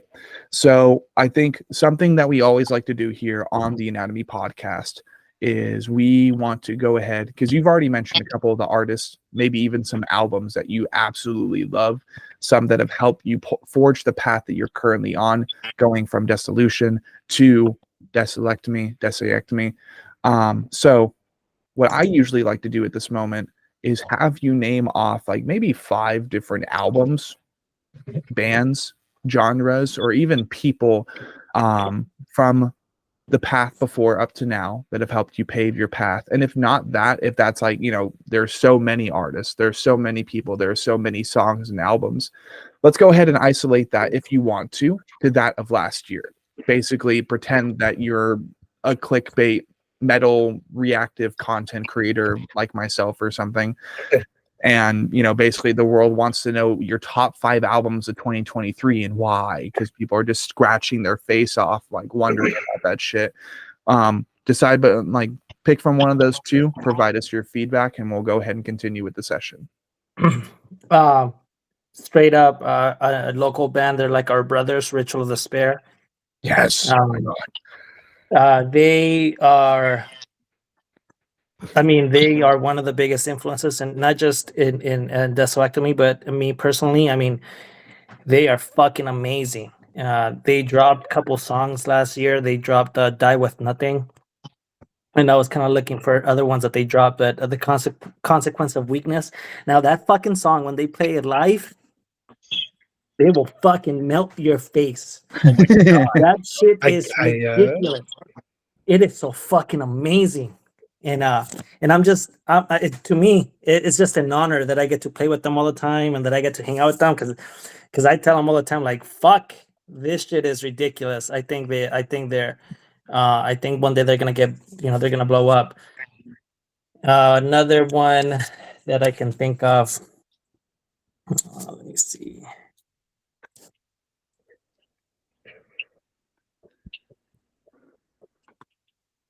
This one's a 2022 one, but it's that Acranius, Mercy Denied. That one was fucking crazy. And then the one that's crazy, that album was Manny, the drummer from Ritual, the one that showed me that album. Nice. So it's because actually Manny is our he records for us. He's actually the person that we use for our EPs and stuff. And so he has so much knowledge when it comes down to like all types of music. And so every time that I would be like, oh, let's think of slam beats and stuff like that, and he would always bring. So it was Acranius that he brought up in that album specifically. Bound by Fear. It was another album. Yeah. Bound in Fear. And you ready for them to release an album this year? I saw that. They just released a single. Oh, they did? What the fuck? Yeah, Hollow Skull. Oh shit. Hold on. Gonna take a break real quick. I didn't even know that. Shit. Fuck, when did they release material, bro? Oh, Um, geez. I gotta say it again, and I'm probably not gonna ever stop. But Peeling Flesh is the one that they just dropped with the Makeup Move and Face Fuck Love with the that. shovel. What fucking Makeup called Move is Slamaholics. Samaholics Volume 2. Yeah. Yeah, god damn, that thing is fucking stupid. Yeah. Stupid, bro. Dude, Yeah, I feel the- so dumb. I never even like saw a slight announcement for Hollow Skull. Like I didn't even know that was out, and that released January 5th. What the fuck? What is up with my social media? Oh man, so we're way under the rock, aren't we? Yeah, apparently, dude. It's never Yeah. enough. Nothing I do is ever enough as far as networking. I think Instagram just like actually cock blocks me and just shows me brand new bands. It does it on purpose. It does it on purpose. It's all their fault. It's not, no one else's but ours. Let's see. And lastly,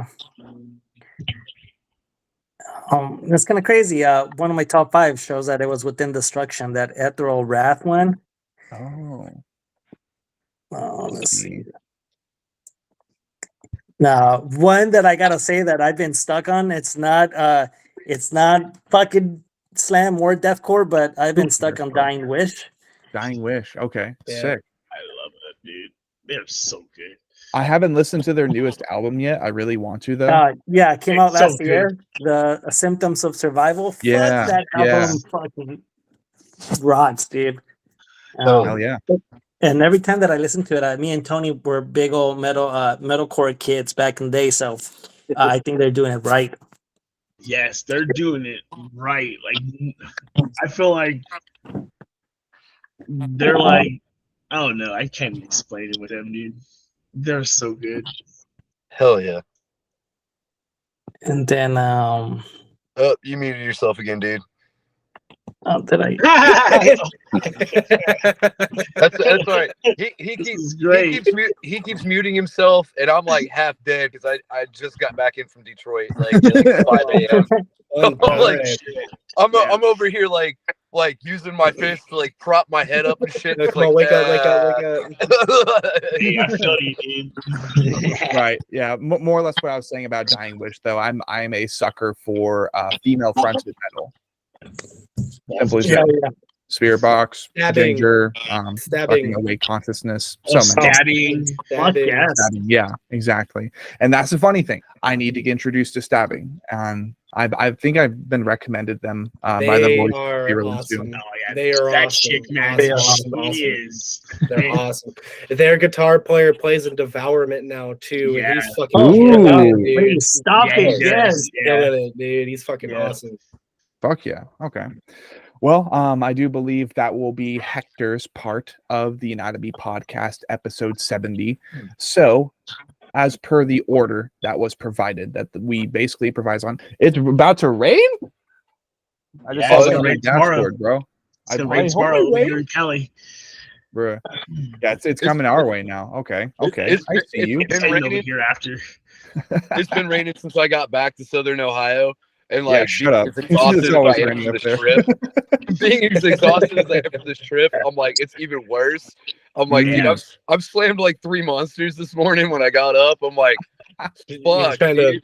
to stay awake, man. The rain's putting you to sleep. I get it. I fucking feel Well, you. it's exhausting. Like he was talking about his personal stuff, like his life outside of just the music stuff. I'm like, dude, I'm a full-time tattooer of 16 years now. Shit. Okay. So, Yeah, so between the I fucking- convention circuit and touring, like I'm always on the run, and I'm like, You're just like, all over the place, going Nice, 20 different bro. places Oh, at yeah. once. Mhm. Fuck Seriously. It's kind of the reason too I wanted to get him as a co-host is because like he's already doing so much. So more or less it was like a petty challenge. I'm totally kidding. How like, much can I balance get this it. guy to do? how thin can I strain this dude now? No.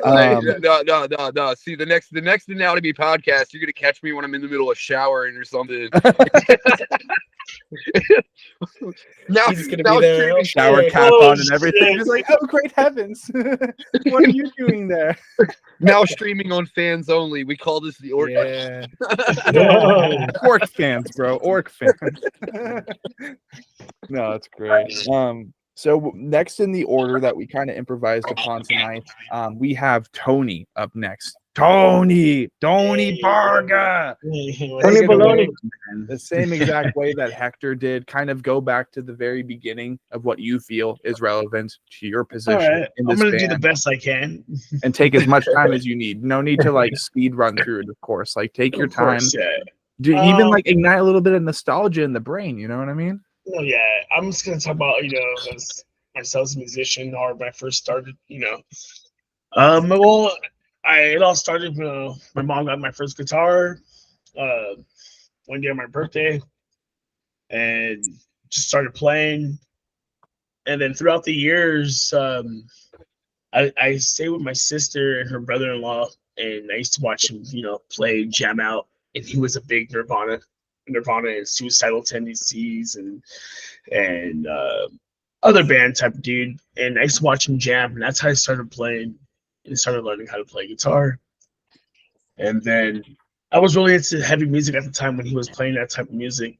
I was really into Slipknot, all the new metal stuff, Soulfly,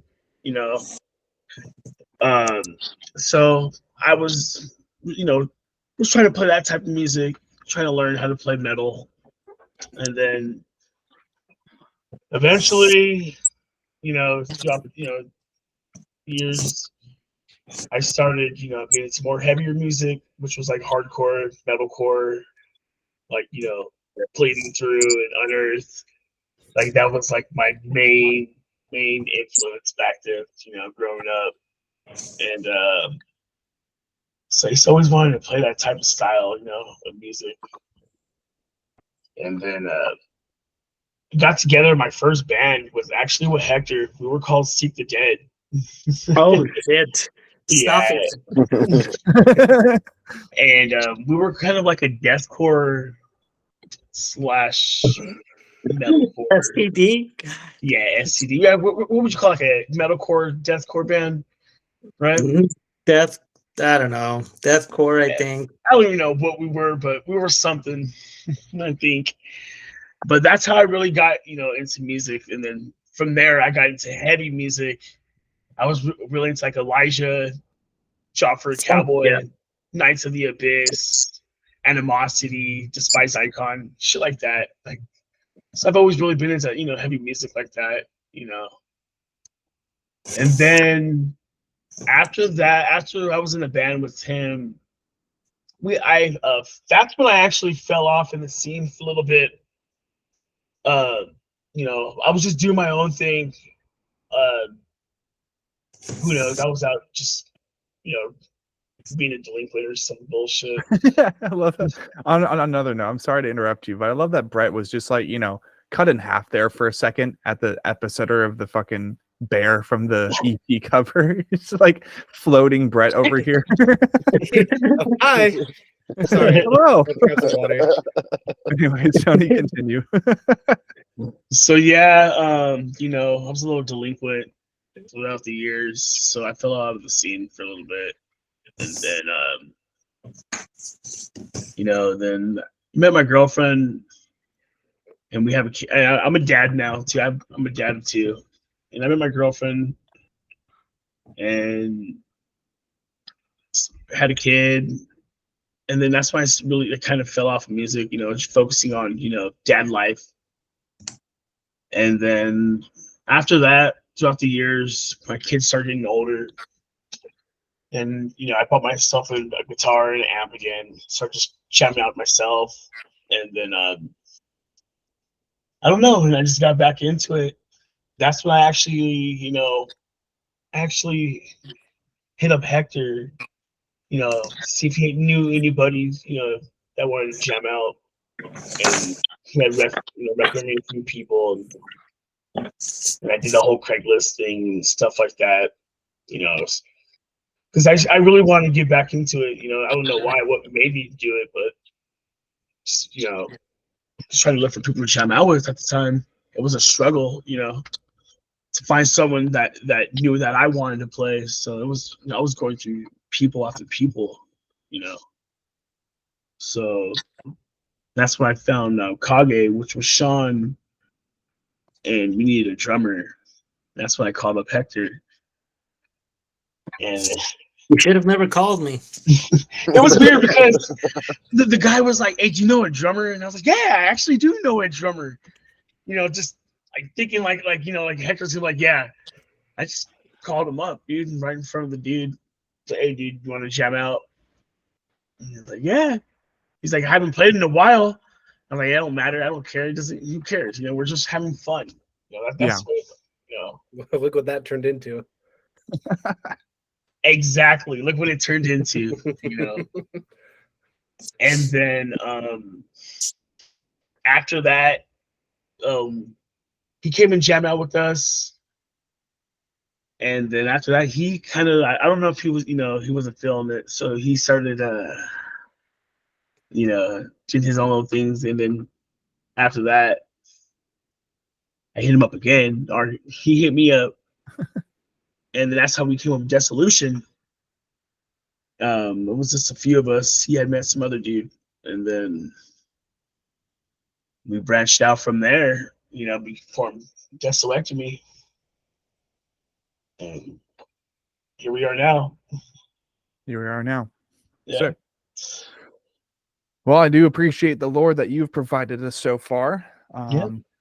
It's always important to kind of like reflect upon what you have accomplished. Oh, yeah. And Finn just left. his phone probably died.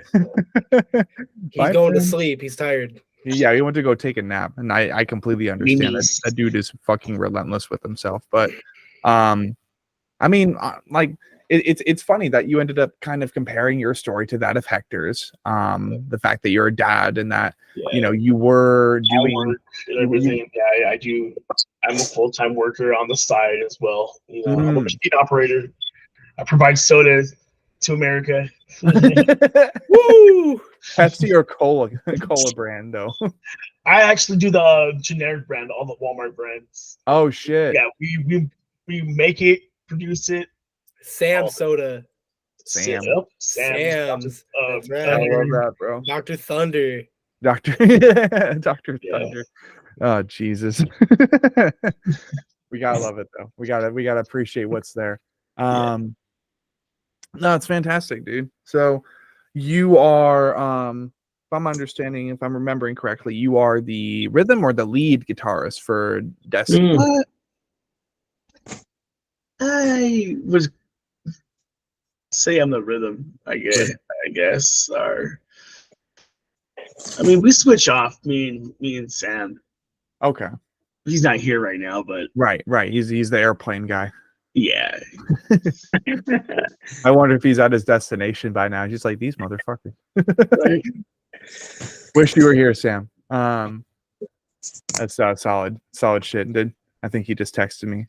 Oh, okay. His phone glitched. I'll go ahead and get Finn another link then. That way he can join us again. I already miss him. Oh, wait. There we go. Admit. Finn. Brada. Ha. There he is. There he is. He has returned. See, I thought your phone just died, bro. No, it does that weird glitchy shit because it's an Apple. We thought you went to take a nap. Yeah, we thought it was. No, I mean I need one, but no, I'm good. No, it glitches out every once in a while, so it just decided it was gonna glitch out in the middle of that, and I'm like, all right, it's hey. That's right. This is the beauty. This is like what makes the Anatomy podcast is all our fucking technical issues. Okay, like. Pretty on brand, but it's not the fact that I asked like the dumbest fucking questions, like what's your pre-show ritual? Do you prefer Reese cups or Snickers? like the dumbest pre-show fucking. Those are some pretty good questions. Yeah, those are valid questions, man. Those are valid questions. Someone has yes. that way. Never mind everything. Never mind everything else. Like everybody else in the world needs to know. Like if you walk up to a 3-stall urinal, right, and like there's one person on each end of it, like do you slide in the middle or do you wait for one of them to finish? Nope. I Wait, I go to the fucking end of You all go the to the way. middle and you make eye contact. That's the only way to do it. That's what side-eyed. Hector does. Straight up. Or I don't know. I choose like I'm chaotic neutral. I'm gonna take a sink. You know, like That's right. Oh, that's good. I'm gonna take the sink, or I'm gonna. I don't make want it him to so pass fucking by and I'm awkward. taking a shit on the sink though. Hell yeah, dude. Now, how was Stick that it to the sink. neutral? I don't. That's not very. Yeah. That's just chaotic. No. Take That's it to the very sink for neutral. those fucking merch cut venues, okay? It's environmentally conscientious. I'm using the sink. That way, I'm not flushing a toilet and wasting all that water. Yeah. Yeah. Man, the people I that guess just it's a little just give themselves a golden shower when they're washing their hands, Right. trying to freshen up for the rest of the night. Jesus Christ! I gotta make sure I smell like the rest of this venue right now. I gotta fit in. I can't stand out. You got to camouflage. you Gotta guys camouflage in. smell like piss. You guys smell like piss to blend in with the piss people. I- Don't give away our secrets. I make the joke all the time whenever we talk about certain genres where it's like, yeah, you know, there's gonna be some sinky people with this show. You already know. Whoa. I mean, break and blast. Like, I wouldn't be surprised if that made some people break and blast their fucking pants, bro. Like, It was pretty crazy. was I that shit- blasted in my pants multiple times. So I can attest. I blasted my pants so bad that they broke. They just tore. Like, I just had In to half. unload. I Yeah. had to vent. My ass had to vent, bro. Here's my question though. Was there a Taco Bell near the break and blast venue? Like, what was around the area? There was a No, Burger Burger King. King. There was a Burger Burger King. Right King. across the There's a street. Burger King. Okay, so Yeah, I mean, Right people across the street, were dude. they were preparing to unleash like break and blast some fucking Whoppers from their jeans. Okay, What? But there was a We had- taco cart right outside Yeah, the we venue. got a Yeah, taco we had a cart. taco lady. that We sounds had so Taco much Lady. better. And That's it was definitely break and blast. fucking fire. She was making quesadillas and Oh, Oh. see, I didn't know that Fuck yeah. shit. I was too busy out freaking. I saw people's plates, but I didn't get to eat any because I was just focused on other stuff. Me too. By I the was- way, It's already I ready just to gotta break do- and blast. I gotta, before I cut off really quick, I gotta say that we run NDBR, the guys that put the break and blast together. We Oh. run that. Oh Yeah. Jesus! Yeah, Yeah, that must be why MV recommended you guys. I totally spaced that off. Fucking Derek, he spaced off. He's like NDVR and Papa Slam, right? And slammed him. Endeavor. He's like, bro. Endeavor. Love those boys. But yeah, you know, not us just making jokes about break and blast and comparing it to everybody just shitting their pants because the breakdowns were so ruthless. But Tony, let's get back to you, okay? Let's tell you Yeah, the story a little bit let's more. do it. So I mean, obviously, we touched up a little bit about how you and Hector you kind of compare as far as like being full time when you're not in Deso, being full time fathers as well. So, and I mean, this is more or less something I was meaning to ask Hector, and I always like to kind of throw this curveball.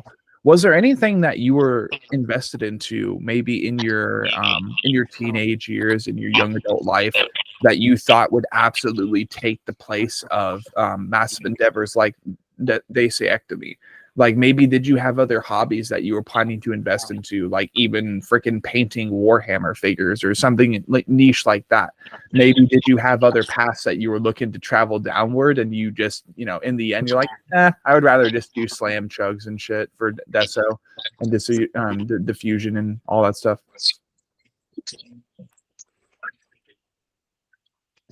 Is that for Tony or for me? Yeah, that's what I was wondering. Was that for Hector? Or? That's fair. Okay, that's fair. I wasn't specific. I guess I can ask both of you guys to make it a little Because me and Tony are so much alike. Yeah. Music wise, he's more of the beatdown guy. Me, I'm more of the deathcore guy. But when it comes down to hobbies, we both collect comic books. We both collect Pokemon cards. We both collect a bunch of nerdy shit. Bro, I just bought some right now as we were during this fucking podcast. Like, dude, and that's true, and you're right, and Sean, that is a really big one because when I wasn't buying like drum stuff and like practicing, I would go to Frankincense a lot and constantly be buying comic books. I mean, I have some amazing comic books. I mean, I have the first issues of The Walking Dead, the first issue of the Deadpool, when it was New Mutants signed. I mean, I have some crazy shit because all my money was just going to stupid comic books. And then now that I got back into playing drums and stuff. I stopped getting comic books because my wife was like, "You fucking choose a hobby. Either you Yeah. That's go how it with was for me, too. video games, or fucking comic books." Because at one point I even had fucking lizards. I had bearded dragons, snakes. You had lizards? That's fucking cool. Yeah, dude, I had two full grown bearded dragons. They were almost 2 feet long. Fucking awesome. I want lizards. That's awesome. Yeah, not when you gotta clean their fucking cages. Yeah, They were Oh, the I bet tanks, that shit's man. dunk, man. I got They're a python fucking that taking shits every 2 Yeah, there you go. weeks. Yeah. I'm planning on getting They- something. They Yeah, broke and and, blasted in their cages. That's right. I had a couple years Yeah, ago. so- I had like an entire room of reptiles, like nothing but like That's snakes, sick. free ticks, and like etc. So like I get it, and it's always horrible. Like if you don't catch it in time, and they've taken a shit in the cage, and like the fucking heater fucking warms it up, dude. It's like Oh, Oh, my god. See, luckily I haven't had that problem with my snake, dude. She shits in her cage, so dude, it's so bad. It's so yeah. vile. I've seen videos where people like will have their snake out, and then all of a sudden shits on their bed, and I was like, oh. yeah, no thanks. It inspired a whole fucking gore grind album. There you go. Awesome. That's awful. Yeah, I'm gonna need the link to that. like, I had hobbies. My other hobby was like I was really like a retro collector, like video games. Like I had over 180 NES games. Holy shit. I'm a big Nintendo freak. I had over 80 amiibos, like stuff like that. Like anything Nintendo, I collected. Like GameCube games. I had like a big old like a tower of GameCube games, especially ones that were worth like $120, like the Resident Evil 2 games. And yeah, those were expensive. It was an expensive hobby. And then when I got into the band and got serious, I stopped. I actually sold majority of all my stuff, to get the gear that I have now. Yeah, Hell that's crazy. And like that's the fork in the road, gentlemen. Like every now and then you all of us here. For me it was I was wanting to become an author a lot, like very, very early on. And now simply said I'm planning on buying like a Dungeons and Dragons set. And instead of like trying to just write books and shit, what I'm planning to do is get like a group of at least 8 to 10 people together. I'm gonna have like the prologue. I'm gonna have the premise of like the first book ready to go. Yeah. And then after that, we're gonna flesh out at least 5 to 6 books worth of lore that basically I'll be writing into a novel series, and it just improvises along the way. And It's actually kind of funny you mentioned D&D because in one of my other bands that I'm involved with, Tomb Dweller, a couple of us are in a D&D campaign with some of their mutuals. And Motherfucker, you've never invited me to it? Bro, I didn't fucking think hate you. I didn't Don't think that fucking was invite something me. you were interested in. But yeah, we're Bro, I actually running fucking through love that shit. I'll You keep you play in mind. D&D? It's funny, we actually meet on Sunday night, so after this I'm gonna be going into that campaign. So yeah, we're actually going through 5th edition Dark Sun. So yeah, it's pretty cool, man. Like I like You're out of a nerding band, over bro. that stuff. Fuck this. Oh, damn. Let me go ahead and change my background. Hold on. There. Well, on that note, eventually shoot me a DM. We do a lot of like tabletop stuff over here too, and we're always looking for more people. Oh yeah. Bro, fuck yeah. Yeah. Nerds United. Heavy music for nerds. Desoectomy, bro. CKB. CKB.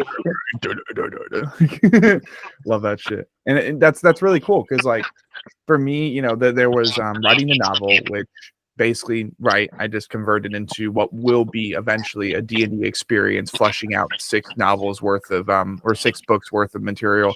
And then also I think depending on what happens even get my band involved, because I also want to write books themed off of those, like completely original, like just basically using the board game to make it more of a entertaining experience, as opposed to just like, you know, being in a creative fucking boardroom like an elf and just trying to flesh this out, be so incredibly serious. It's like, no, let's smoke, let's drink, let's get some pizza, let's have some dude. playing in the That's background, just and hang out, dude. Just have fun and hang out. That's have ultimately fun, what it comes hang out, down. That's what it and comes down basically to. do what I was trying to do when I was a lot younger, because Mhm. inspired by like Chronicles of Narnia, Percy Jackson, Guardians of Ga'Hoole, Hell yeah, dude. and Treasure Planet. Those are the 4 things. So like imagine all that, and then basically the first book is going to be more like Riverdale.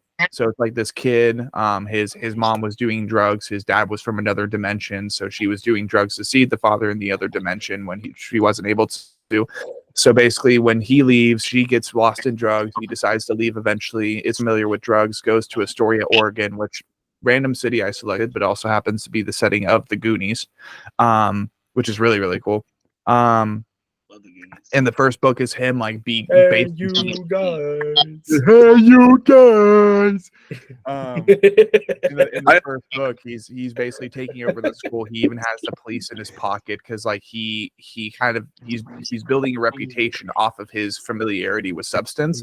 But then eventually it's like other shit happens. He thinks it's the drugs, but it's not, because someone's coming over from the next door dimension, bringing him over. And that's like basically how Cryptics, which is the name of it, as it is very cryptic, it's very much a puzzle for the brain. And you know, there's a whole bunch of shit we're gonna have to relearn, but turn that into a Dungeons and like a D&D campaign. I plan to. I love to draw, I love to paint, I love to do lyrical material. I'm planning on being like a ghost hunter, a supernatural investigator sometime in the near future. I want to do that really, really bad. But right now it's like, okay, how am I doing this right in this Did moment? we just become best friends? Probably, yeah. Right? Like, I'm sitting here thinking about is that the what clickbait happened here? titles. Like, Is that, yeah, I think I'm sitting here thinking about the clickbait titles. Like it's like OnlyFans meets D&D meets like it's like so many references. Bro, we D&D gotta do it now. We're gonna make an OnlyFans page where we just do D&D tabletop game. It's erotic D&D. There you go. Oh I shit! told I'll her- put the bra a on. nut D&D. OnlyFans, but my OnlyFans would just be me fucking screaming nice shit at you while like I'm like cooking some fucking gourmet shit. Yeah. Yeah. I love not even cooking some culinary gourmet. art, You're just gonna be boiling some water or something, and you're just gonna be screaming stuff. Put Like some you're gonna noodles, be like sprinkling it very, very flirty. It's like, rigatoni. That's all, Yeah, baby. Sprinkle full some saute, Irish like- coastal cheddar in there. Just do some ASMR of you snapping the noodles in half, like just like. And this is my favorite This is life. Alfredo, baby. This is Good this shit. is life now. Good shit. This is like probably one of the more chaotic ones that we've had, but this is funny as shit. No, good shit. It's natural though. That's what makes it. That's what makes it awesome is because it's natural. It's not like Exactly. It's not forced. It's not forced. scripted. Oh yeah. It's so boring. Basically, fuck most of the early podcast episodes. Just kidding. We love you all the artists that featured on before. That would be just like fuck us. Wait, fuck us. Us? Back to the fuck you. So Tony, we were talking about your fucking hobbies, bro. Fucking homie, bro. We were talking about how like you were collecting stuff early on, but you made the sacrifice that I also had to make, so I can relate to that, because I used to do Legos and Bionicles and shit too. That too. Bro, what the fuck? I literally still have my Legos. Yeah, dude. I have a Overwatch. I have a Lego car right here. Oh, that's so Bro, sick. I have the upstairs. I have the Millennium Falcon. I've never done it. It's the big one. Oh, see, that's what Bro. I want the Death Star. That's what I really want. Yeah, the big one, like the $900 Death Star. That's Yeah. exactly what I want. That I have a Bowser feeling, though. one. That shit's hard to find. I can't find the Bowser. They're Yeah. expensive, dude. Like They the, are. the most dude. The Master Builder sets are awesome, dude. But I they wanna- What was it? The Overwatch one I had a big Overwatch. What was it? Diva. She was freaking expensive, dude. I have Lego flowers too because I'm fruity. I mean, those will last longer than real flowers, and they don't That is attract true. bugs. So there you go. For sure, this one's really pretty. I love that one actually. Dude, I don't know if you guys have tuned in recently with Lego or not, but like they're now doing transformable transformers and shit. What? What? the fuck? Oh, that's Yeah. cool. That is We got dope. Optimus Prime, That's bro. cool. I'm like, yo, eventually Devastator from Revenge of the Fallen. 10-year-old me just shit Dude, that'd himself be right now awesome. because you said that, dude. That's awesome. That dude, you're telling me, like, I remember my old man, he used to tell me about like the authentic, like the vintage metal transformers that they had back in the day that didn't snap after you tried to transform them 2 different times. Like, dude, I had so many transformers when I was a kid, but like basically after the first 3 times of transforming them, I got so bored of it. Like I just got bored of them. So Bionicle / Hero Factory was a good secondary one for me. And I built such a collection, but my old man, he had us like just give them to the kids down the street for free, and now most of them are like $80 to $100 per set. Dude, Like, those Bionicle piece worth a lot. Damn. yeah, it was like it's time for you kids to grow up. We're giving away your Legos. I'm like, fuck you, give me back my freaking Bionicles, bro. Damn it. That's how it is with like Pokemon cards, dude. You know, people, your parents made you give them away, not knowing that they're going to be worth so much money. You know what I mean? Like, it's so crazy. Crazy, it's insane. So, we're more or less talking about hobbies, right? And you mentioned, I remember at the beginning of your section of today's session, you were talking about how like you grew up on Nirvana and stuff. So of course I have to ask every instrumentalist on the podcast this question. Did you ever end up learning Nirvana, or do you remember your first Yes, song? I know how to that play you- Nirvana songs on guitar. I sure do. Yeah. There you go.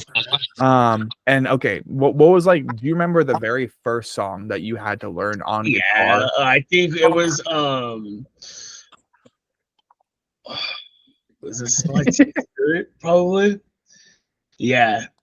It was Small Like Teen Spirit. And then it was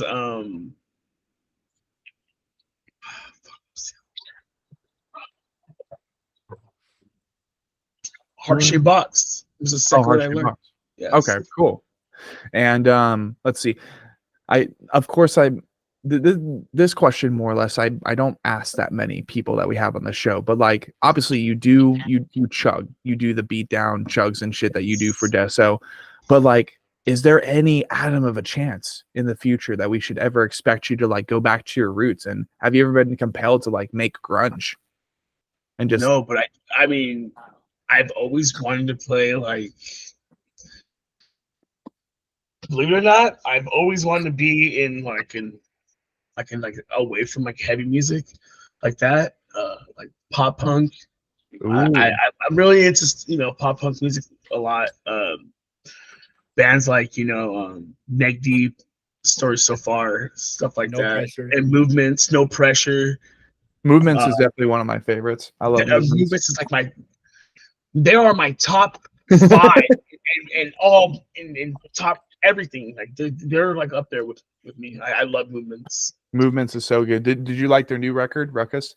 Ruckus, yes. But my favorite one is Feel Something. Yep, Feel Something. Yep. That is the epitome. I'm waiting for them to do a Feel Something tour.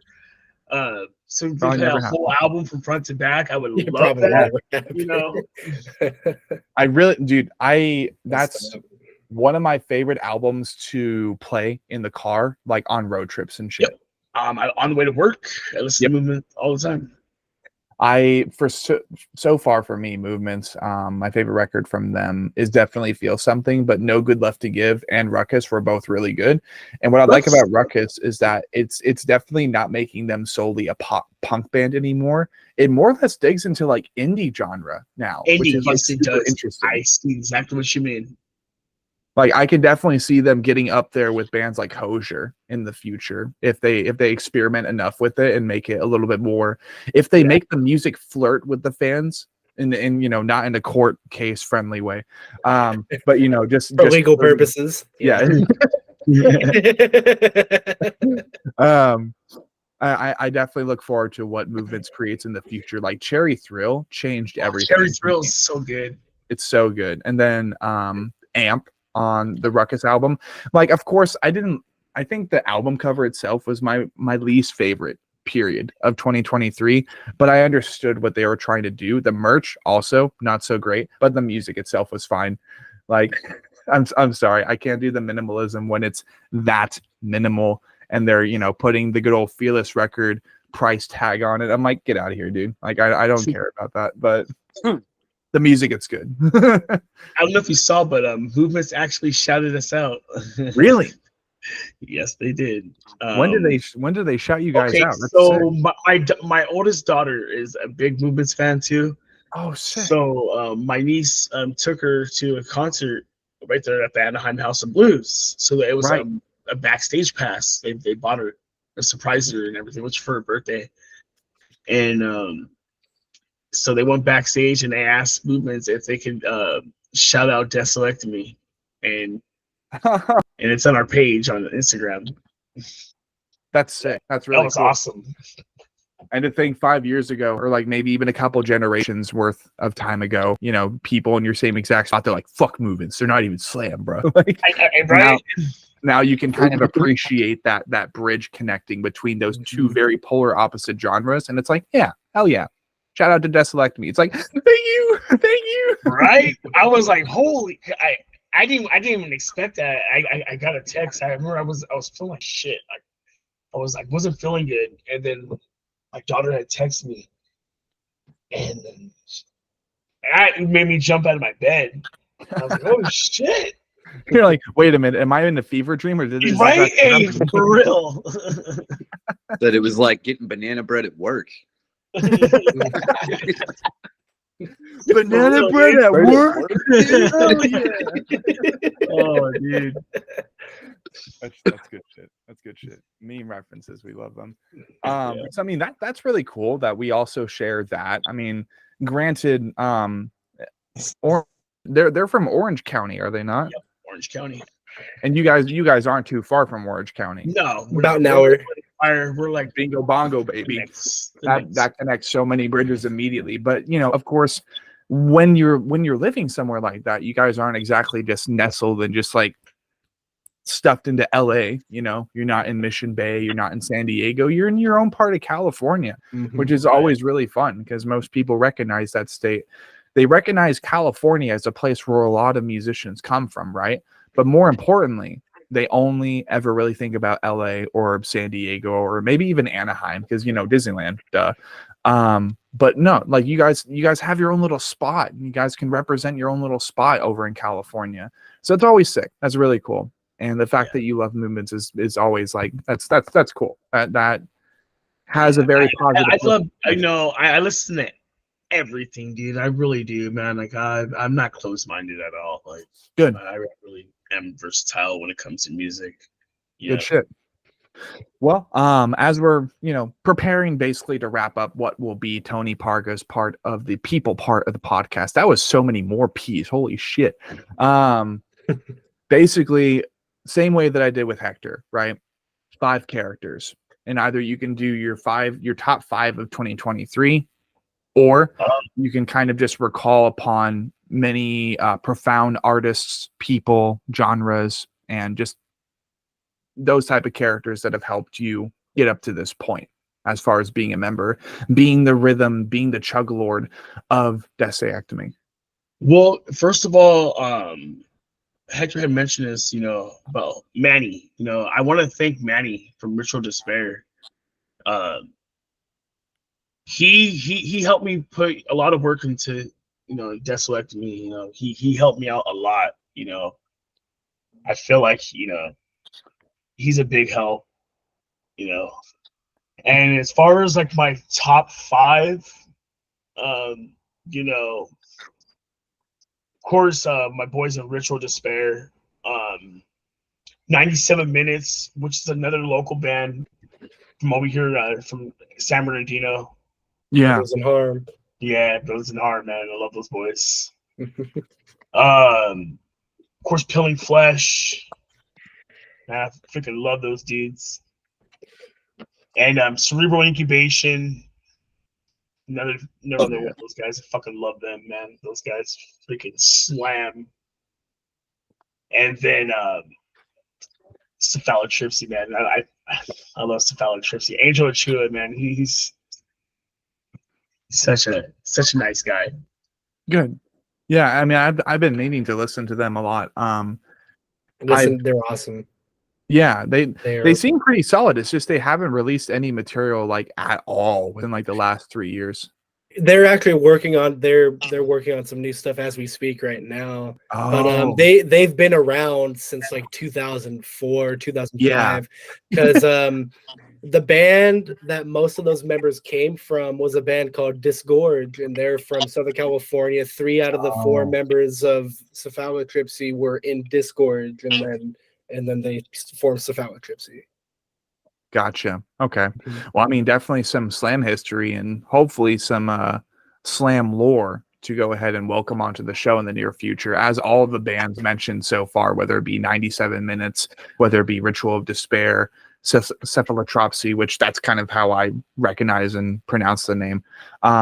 We definitely look forward to getting as many artists associated with Invirulent, associated with Desoectomy. Like, we want to get everybody on the show as soon as possible. That way we can kind of say that we did the homework and that we made the connections necessary to kind of understand what slam is like in 2024 and even, you know, over the course of the past century. You know, I was born in 99, so like I can't call myself a 90s kid, but as this century continues to unfold, it's very important to me to kind of collect the different perspectives upon the history of a subgenre in the underground countercultures. So shout out to any of the bands mentioned so far by either Tony or Hector, as we hope to get you guys all on the show as soon as possible. But as the order proceeded, let's go ahead, and I think Brett was next. So I'm pretty sure it was Richard next and then me. Unless you want me to go next, I'm more than happy to. Yeah, But Mitch, did you want to go? Or?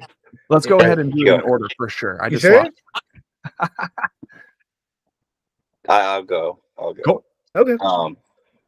Yeah, so just starting from my music journey. So when I was like 14, like 8th grade, I was really good at that Guitar Hero game. So my grandparents bought me a real guitar, and that's like where it kind of started.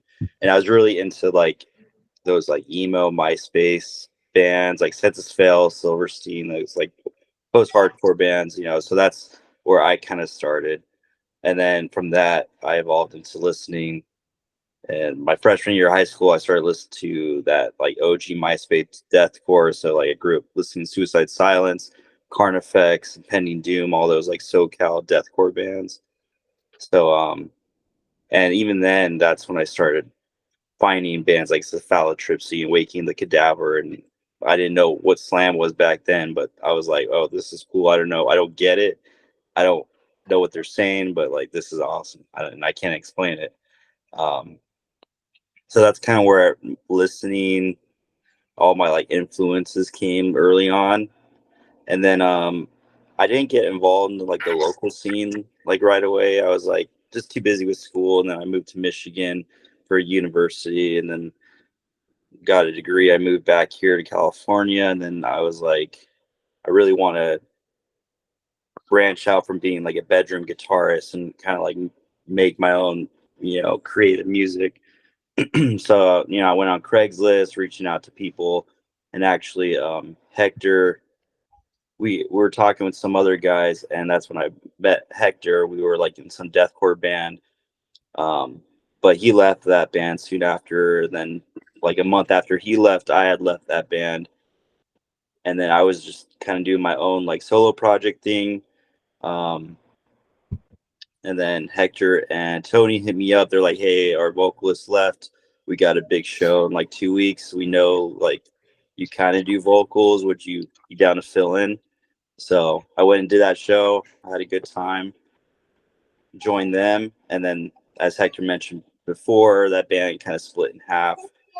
And was just us three writing that like first EP with Manny from Ritual Despair as our producer. So we had some songs written that were like basically like deathcore songs, and then I kind of came in and kind of so basically vocals. We did a music video for Dissolution for one song called Final Form. That was the only song we released under Dissolution. And back then, vocally, I was just trying to do what a lot of the deathcore bands were doing, like the vocal Olympic type of stuff, you know, the highest screams, the lowest lows. I was kind of wanting my range to be like hit all those. But for me, I don't know, it was just hard. It was like hard to keep up. So I was like, let me take a step back. I'm just gonna do what's fun for me, and that's like gutturals and lows. That's like where my strength was. So then, you know, the writing kind of changed up. Vocals kind of switched to that more slam sound. And so that's when we're like, oh, let's change the band name and let's like just have fun with this. Yeah. So yeah, that's basically how I came into the band, and basically where my vocals play a part. Yeah. Hell yeah. Well, Finn, by chance, do you, because I kind of like took over for sure. Do you want to like take the lead on this and talk vocalist to vocalist and pick his brain about everything? I mean, I definitely can. I don't know what qualifies me as a vocalist, but I mean, we'll crack into it. Bro, you do vocals. Come on. I make noises. Yeah, you make noises for fucking Infectorium, the mid-sex, and execrated Finn. Like you're a vocalist. You're a better vocalist than me. But whatever's clever. So all right, vocalist to vocalist questions. Like what is your pre-show ritual? Like There it is.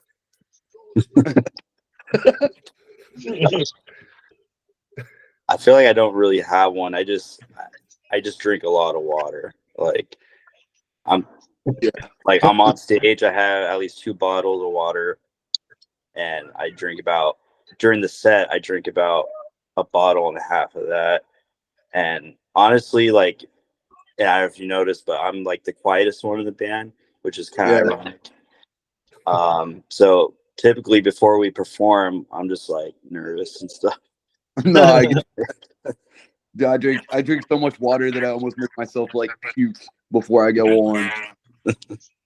It's pretty I gnarly. drink a lot of coffee. That just wakes me up. The hot drink kind of seizes the throat before a performance. Yeah. So, yeah. Other than that, I don't really do anything crazy. Gotcha.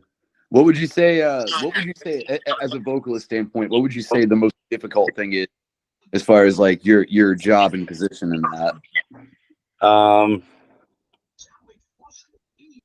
It's, for me personally, it's kind of hard, like when I'm performing vocals, like to talk in between songs. So like the stage banter, Brett actually takes over a lot of that.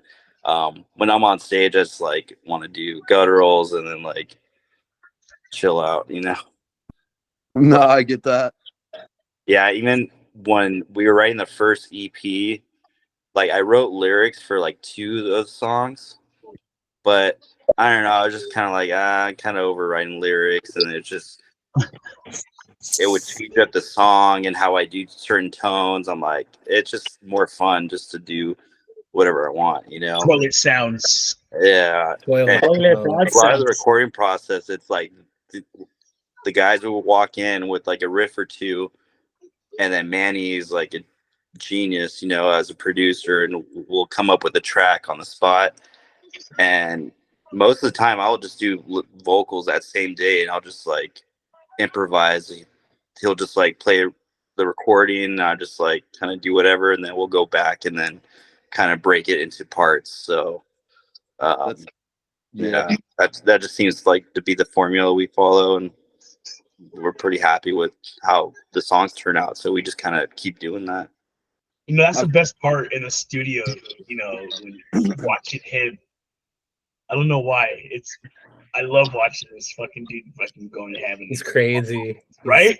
It just sounds like the sounds you hear on the record are exactly the sounds that he's making in the studio. Like there is I know I'm not gonna say any names or anything, but there are a lot of bands that can't hold up in the live atmosphere. Oh, yeah. But like in terms of vocal performance, Rich is not one of those people. He is a fucking monster. That's a good way to think too. Like, you set the precedent for like, when people do see you live, if it doesn't sound the same live or within like a certain percentage as what it did on an album, people kind of catch on to like, oh, yep, this is that producer and mixing magic, and like that kind of shit. I do find it to be like rather funny though, like from a standpoint, once again, vocalist to vocalist, like I'm the same way, like shit tons of water, don't really want to talk much, just kind of want to make sure I don't fuck anything up. Like we're so in our fucking heads about it, like I hope I don't sound like shit. I hope I had enough water. I hope I'm not dehydrated. Like, oh my God, it's looking. Yeah, one of the biggest things for me as a vocalist is I really wanted to be able to project my voice like loud. I didn't ever want to be like known as like a quiet vocalist. So that's one thing I've always worked on, is just projecting my vocals like loudly so people, there's no doubt or whatever. Right. Absolutely. You're muted. Yeah. If anything, one thing you want to make sure of is that you're not telling the sound EQ guy to like fucking crank the gain. You know what I mean? Like it's kind of funny when I see that happen with a lot of deathcore bands. They're like, hey, go ahead and up the gain on the vocals. That way it's like even a little it's just like a like whatever. Same thing. It's and that's definitely something that the boys in Virulent mentioned too. They're like, Richard is probably one of the best slam vocalists in recent times. Like there's the guy from Necrophilia Beatdown. 100%. Yep. Yeah, like there's the dude from Necrophilia Beatdown. There's the good old Papa Slam, Slammed in Shobe. But they're like, Richard is probably one of the best slam vocalists in recent time. I'm like, okay, have to get this dude on now. Like, again, gotta get there early before you guys are on the Garza podcast and you're touring and don't have time for dudes like me and Finn. Like, Stop it! I know, bro. We had time for anybody, bro. We're not always like have time. Yep. Yeah. You make time. Exactly. Also, on another end, I've been like trying to pinpoint this the entire session. Brett Valentine over here. Are any of you boys familiar with the Goons? Like McNasty, The Dew, Soup, Ethan. Are you guys familiar with any of those YouTubers? I don't think so. They don't ring a bell. Okay. So Brett, this is absolutely a compliment, but you remind me of one of them. His name is Ethan. He's not like consistently a content creator with them. They kind of like do Adam Sandler comedy, but they play like Rainbow Six Siege or they play Warzone. They just do stupid shit. You, Brett, remind me a lot of Ethan, so I just wanted to throw that out there. Really, really funny dudes. And I was just like, wait a minute, the glasses, the backwards hat, the kind of like, I don't know, your mannerisms too. You remind me a lot of Ethan, but I'll really check them out then. Yeah, thank you. Absolutely. So, Richard, continuing with your story, go ahead, Finn, take the reins, take the helm, please. Sorry, I was just chewing a big vapor rub cough drop. Getting over a cold. That's right. Voice back. I got my nasal spray right here. I know. I gotta get my podcasting voice back, so people think I'm sexy. I actually have a whole bag of cough drops over here if anybody needs them. I mean, yeah, right here. No, but I definitely get that. What would you say your most memorable moment has been like so far? In doing vocals, probably. In general, as far as like the band and musically goes, what would you say your most memorable moment was? I would say just like getting to know like the local scene and the people, other bands like that we play with all the time. That's something I was kind of late to like getting into, is the local scene, but like we we play shows with like a lot of the same bands, and we're always like stoked to see them, and you know those friendships you make along the way. That's pretty memorable for me. And then obviously playing with bands like at Breaking Blast, playing with Cephalotripsy and Nine Dead, like you know, it's cool meeting those people. Yeah. Hell yeah. I really wish I could have been at that show. Like, oh my god. Yeah. One for the ages for sure. It was pretty nuts. I bet. Definitely. Yeah. Definitely. So now the question that everybody out there, I'm sure, is dying to fucking know: Gatorade or body armor? Body armor for me, for sure. Gatorade. Yeah, I would go with Gatorade. Powerade. Powerade. I never have good questions. Well, that's why you're on the show. Don't put me on the spot, dude. Yeah, but I mean, like hell, one day you can do that to me too. Like one thing amongst others is I love to drink on this podcast, but I'm trying to hold back on drinking until I have like my band's first EP and album out or some shit, just to like also save a little bit of money. But you better bet your ass, bro. The moment that EP, that album gets out, like full on fucking bottle of sake, dude. Like we're downing it, and then we'll be catching me off guard. You know, man, I'm not a drinker, but I'm a smoker, bro. So I got little Jaeger shots right here on standby, always. hell yeah. Let's do it. I I've do had a drink whole- Jaeger though. Jaeger, I do drink. Okay. I haven't time had we do this Jaeger actually. podcast- Jaeger's Every time we fire. do this It's the podcast, best. I always stop and grab a 6-pack of P-Breed. Yeah. I've been sitting here fucking sipping PBR, like, Woo! Right on. I'm here drinking fucking water, dude. What's this? I'm in the wrong. well, sipping the I'm wrong bouncing stuff. between the two. Electrolytes. I'm Media bouncing between the two. Hydration. Like, there you go. Definitely, Media definitely. cocaine, bro. Just Yeah. snort them What would you electrolytes. say? Get hydrated. What would you say? Back to the route of things. Like, what would you say influentially right now? Like, it could be an artist, it could be a vocalist, it could be anything. What would you say your biggest influences are right now? Like from a vocalist standpoint, what inspires you? Well, the first few bands that come to mind that I always listen to is like Analepsy, Cephalotripsy, Epicardiectomy, and then like that, you know, those are like OGs, you know. So like the new cousins. stuff coming out is like really makes me want to push myself, you know, that Peeling Flesh. I've been listening to that Bolt Cutter EP they just dropped. Yeah. So like that Insane. new wave of slam is like, it's really awesome to hear and see that like people are into it. It's so cool when we see like younger kids at our shows and they're like buying our shirts and stuff. Yeah. And it's like, wow, we're like just continue to spread the slams and seeing new generations are still keeping it alive. It's really cool. Yeah. It's wild that you said Analepsy too, because like listening to the EP earlier on in the podcast, like that was one of the things that I was hearing was like Analepsy influences. So it's actually fucking that you said that. Like, Awesome. Dude, that's awesome. yeah, it was definitely something I was picking up on there a little bit, and I didn't want to say anything, but like I definitely think I could definitely like the influence there for sure. It's definitely very, I don't know, it's very heavy and it's very unique. It's very unique to itself. Like, and that's one of the things I love, especially like when it comes to like slam, beatdown, deathcore, anything like that. Like, I like to be able to hear the influence so where I can like pinpoint it, be like, well, this guy likes this or this guy likes that maybe or what have you. But like, it's got its own unique flavor to it too. It's like picking up some chicken and seasoning it. Like, it's like like a recipe, you know. Like, I'm gonna do this. Thinking of some bear meat. Oh, you had me at. Not gonna lie, you had me at meat. I'm like getting hungry now. This ribeye steak. Me too. I mean, we got some grilled chicken downstairs, but I'm broke as a motherfucker. So like, it's that grilled chicken or nothing. Like Nothing. or nothing.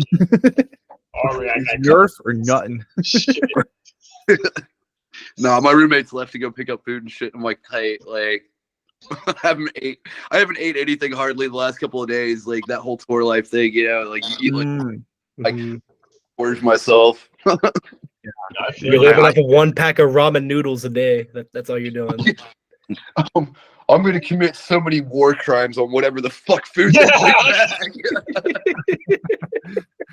I mean, honestly, bro, like, here's the thing, though. Here's the thing. That's definitely a question we could answer to like everybody associated, everybody applicable. When you're on the road and when you're preparing to do a show, perhaps you've had to travel before. I'm not sure if you guys have had to travel for Desoectomy yet, other than like the last show. No, okay.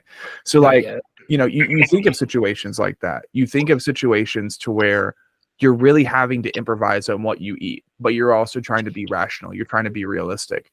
Like, have you guys yet gone through the process of thinking of like what to pack with you and what to bring with you as far as food and like rations and shit, tour rations? And like, what are some of the things that you guys have been like cooking up as far as the, like what you would bring with you, what's on the menu, right? And then like literally anybody can ask this question or anybody can answer this question. Yeah, I haven't given it too much thought because we haven't really traveled too far for shows. Right. That's but fair. I'm also a really picky eater, so like so am I. a bunch of snacks. As well, me and him are picky eaters. Yeah. I have a sensitive stomach, so it's gonna be hard. I'm kind of a Billy Goat. I'll fucking eat anything. Yep, I feel that. Anything? I would have. Don't even fucking start. I stayed with the homies. Can you see me? No. We I see, don't know I stayed with the homies. we see the throughout Slam the Crusader. convention. That's what we see. Yes, let me see. Ben, what were you saying? After the Thursday show, I went to the convention, and like one of the homies that was there from the tattoo convention that I work with, he's like been to prison, so that was basically how we fucking ate, was like prison bricks for like 2 days, and I'm like, yo, this is fucking awesome. You had the summer sausage and all that stuff. Yeah, no, the fucking ramen all fucking cooked up with the fucking eggs and the shit. spread, huh? The crushed up chips and the sliced pickles and spread. The freaking ramen. We can see you now, Hector. It's gel style, bro. My dad used to make that shit, but Ooh. I didn't like that. But Fuck yeah, dude. it has its audiences, I guess. I mean, if you're coming off the fucking road, or even if you're just fucking hungry as fuck for whatever reason that day, I don't know, that shit just hits different. It just hits different. It's literally just stoner food, dude. That's it. Oh yeah. Being that the guy in the band that's constantly thinking of like cost effective and being with all the food and stuff like that, I had already kind of had an idea, but it can get a little costly depending on like how sensitive or what everybody eats. We eat a lot of bean and cheese burritos. I'll straight up tell you that though. I mean, every time we practice, we're always trying to get some food, and bean and cheese burritos are like the way to go. Non-perishables. Non-perishables. That's a lot. Definitely need to pack a lot of that stuff that won't go bad, like canned food. Yeah, like beans. I guess beans are good for fiber and protein. Like the one thing we're gonna be because no, you're good. Sorry. The one thing I kind of think of is like maybe ramen, but like making sure that there's some egg that you put in there. Yeah. And what I do is like a soft scrambled egg with like cheese, spinach. I put cinnamon in the eggs itself, and that's like really fucking good. So like imagine just getting making me hungry. Damn. Yeah, dude, right? Dude, oh my god, it is. That's how Tony got up and got something to eat. I might go do the same. That sounds pretty. I was thinking of getting up to getting something to eat, but I'm like, I guess well. Even if there are two hosts, it's like I need to be present. Hell yeah, dog. Oh, nerds! Bro. Remember these back in back when I was a kid? I remember these fucking. These are the best bread. Bro, why do you always have those? He really always you fucking have those things every time I see you. I buy a box from Amazon. Oh, okay. I'm gonna have to let Sean I'm gonna have to let Sean take this over as far as the seriousness goes, because like at this point right now, I can't even be like an adequate host. It's like, yeah, these are like my best friends now. No, I can definitely say because Tony, he presented that lovely it's like it's Mexican candy, right? Like it's like No, it's just sour candy. But I do Sour love candy. Mexican candy though. That shit is so good. I recently got into tahine, and like I kind of understood all that, like the corn with like the mayonnaise and all that shit. I'm like, I get it now. Elotes. We have, I have an elotero guy that goes around my block. He's been going was just around looking my for one block today. for the last like 10 years. He goes around in his little van.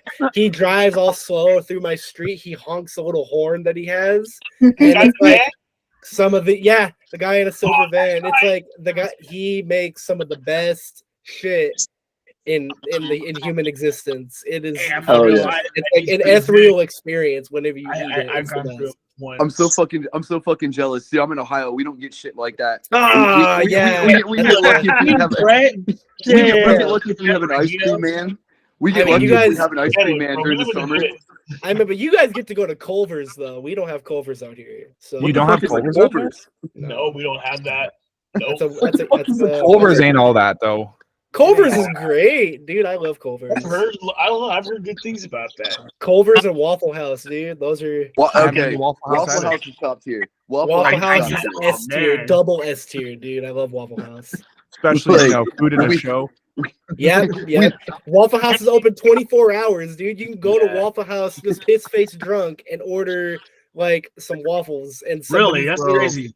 It's the best. Damn, bro, that's crazy. Yeah, see, we don't get stuff like that up here as far as people driving around with like trucks and stuff like that. If there's a van or a truck driving around, there's the chances like they're either like an Uncle Touchy type of situation or they're they're Yeah. selling that. Yeah. Bam, bam, bam. No, I mean honestly though, it's nice that there's definitely an appeal to it, but like really the elotes trucks, all those like type of vendors and shit, they really don't show up in places in Ohio because they're like Californians and Arizonans overall. Because I would know, I grew up a zoner. They're afraid of even like a single fucking raindrop of just like coming through town. They're like, bro, if it starts raining, it's time to run. It's time to go home, bro. You mean they're not scared of the dialect and the accent? They're not scared of Oh. see you there, bud.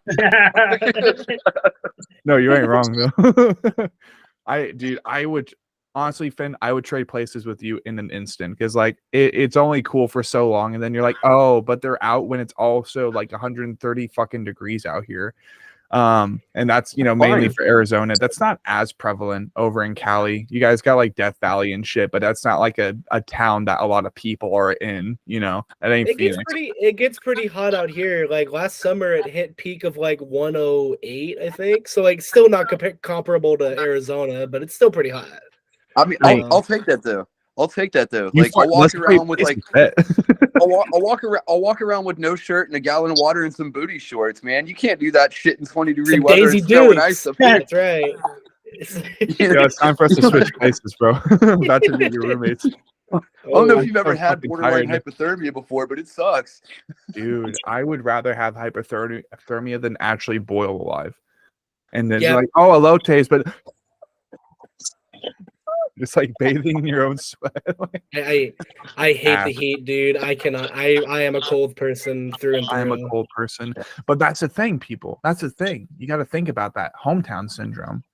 Like you have the place that you grew up in, you had the environment, the climate that you grew up in, and naturally either you end up like sticking there and you never want to leave, or you want to fly the coop and you want to go somewhere polar opposite, right? I can definitely say that being that I'm fucking related to Sasquatch or something, like, dude, I cannot stand the heat, and it's so much worse for me than it is most people. It's awful, but one day, like in January 2026, people, the Anatomy podcast will be solely East Coast podcast. Like I cannot wait for the day, and I cannot wait to go back to the trees, but and go by the name Charlie. Just kidding. That's awful. But Richard, we were continuing to learn bits and pieces about your story, and I think more or less you kind of like you definitely tackled the 5 characters that have been like motivating you recently, which are definitely older slam bands and newer up and coming breakthrough slam acts, people that you've networked with, people that you've now played live shows with. So as another vocalist to vocalist, I would want to ask, like, what has it been for you that's like been able to keep you pushing through vocals from like a more practiced point? Like, has it been time for you? Has it been consistency? Has it been the difference between trying to emulate other vocalists or creating your own sound? Like, how is the roadmap for being a vocalist specifically gone for you? And like, how have you been able to reach the point that you now have, as far as, well, basically being known as one of the new best West Coast slam vocalists ever? Sure. Yeah. Just having fun with it. Like with the guys, they're always like pushing me. You know, Brett, we mentioned earlier, is always like sharing like new bands he finds, and it kind of gives a new outlet to listen to. And yeah, I'm just having fun with it and playing shows. Yeah, I don't have a whole lot of other hobbies besides music. Like, music's my number one. I do like watching like sports and like wrestling, like WWE deathmatch type of wrestling. Other than that, I'm just listening to music all the time. So I listen to lots of slam, lots of older death metal stuff. But I also listen like pop punk and post hardcore, easy core. Easy Like core. just random stuff. Easy core is dope. The boys in Envirulent say, shout out to the Kings. We love you. Oh, stop it. Hell yeah. Stop it. The Envy Boys. The MV boys. I fucking love those guys. Yeah, that's cool. Good shit.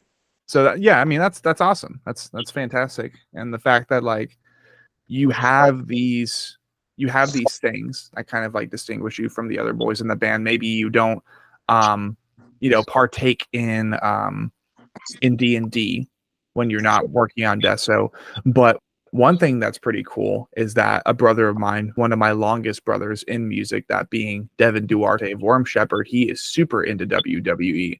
So if you ever want to make friends, if you ever want someone to talk to about WWE, and basically someone who's trying to integrate a WWE wrestler like kind of persona, imagery, aesthetic, just the presence, right? But they're trying to incorporate that into a black and deathcore band. And one of the filthiest, one of the heaviest and most authentically black and deathcore bands in recent years, then Devin Duarte will be your guy. Shout out to you, dude. Love you. Miss you. Nice. Hope we can talk soon. And I'm definitely so excited for their full-length album this year that they've been cooking up. Holy shit. So 3 out of 4, right? We're 3/4 of the way through the people part of the podcast. Now we kind of conclude with Brett's section. So the man, the myth, good old Mr. Valentine with the pretty fancy Desoectomy banner behind him reminds me of Ethan from the Goons. Good shit. You seem to have a good sense of humor too. You seem to like, I don't know what it is about you other than the Ethan thing, but like, you just got your own character. You're like, hi, I'm here. It's great to see. Yeah. So basically the same exact way that we did with the rest of the boys. I'm definitely going to be grabbing some items myself to sustain and like provide myself nutrients, but same way that we did with the other boys. Go as far back as you want to. Tell your story, man. Okay. I'd act as if I'm fucking David Attenborough.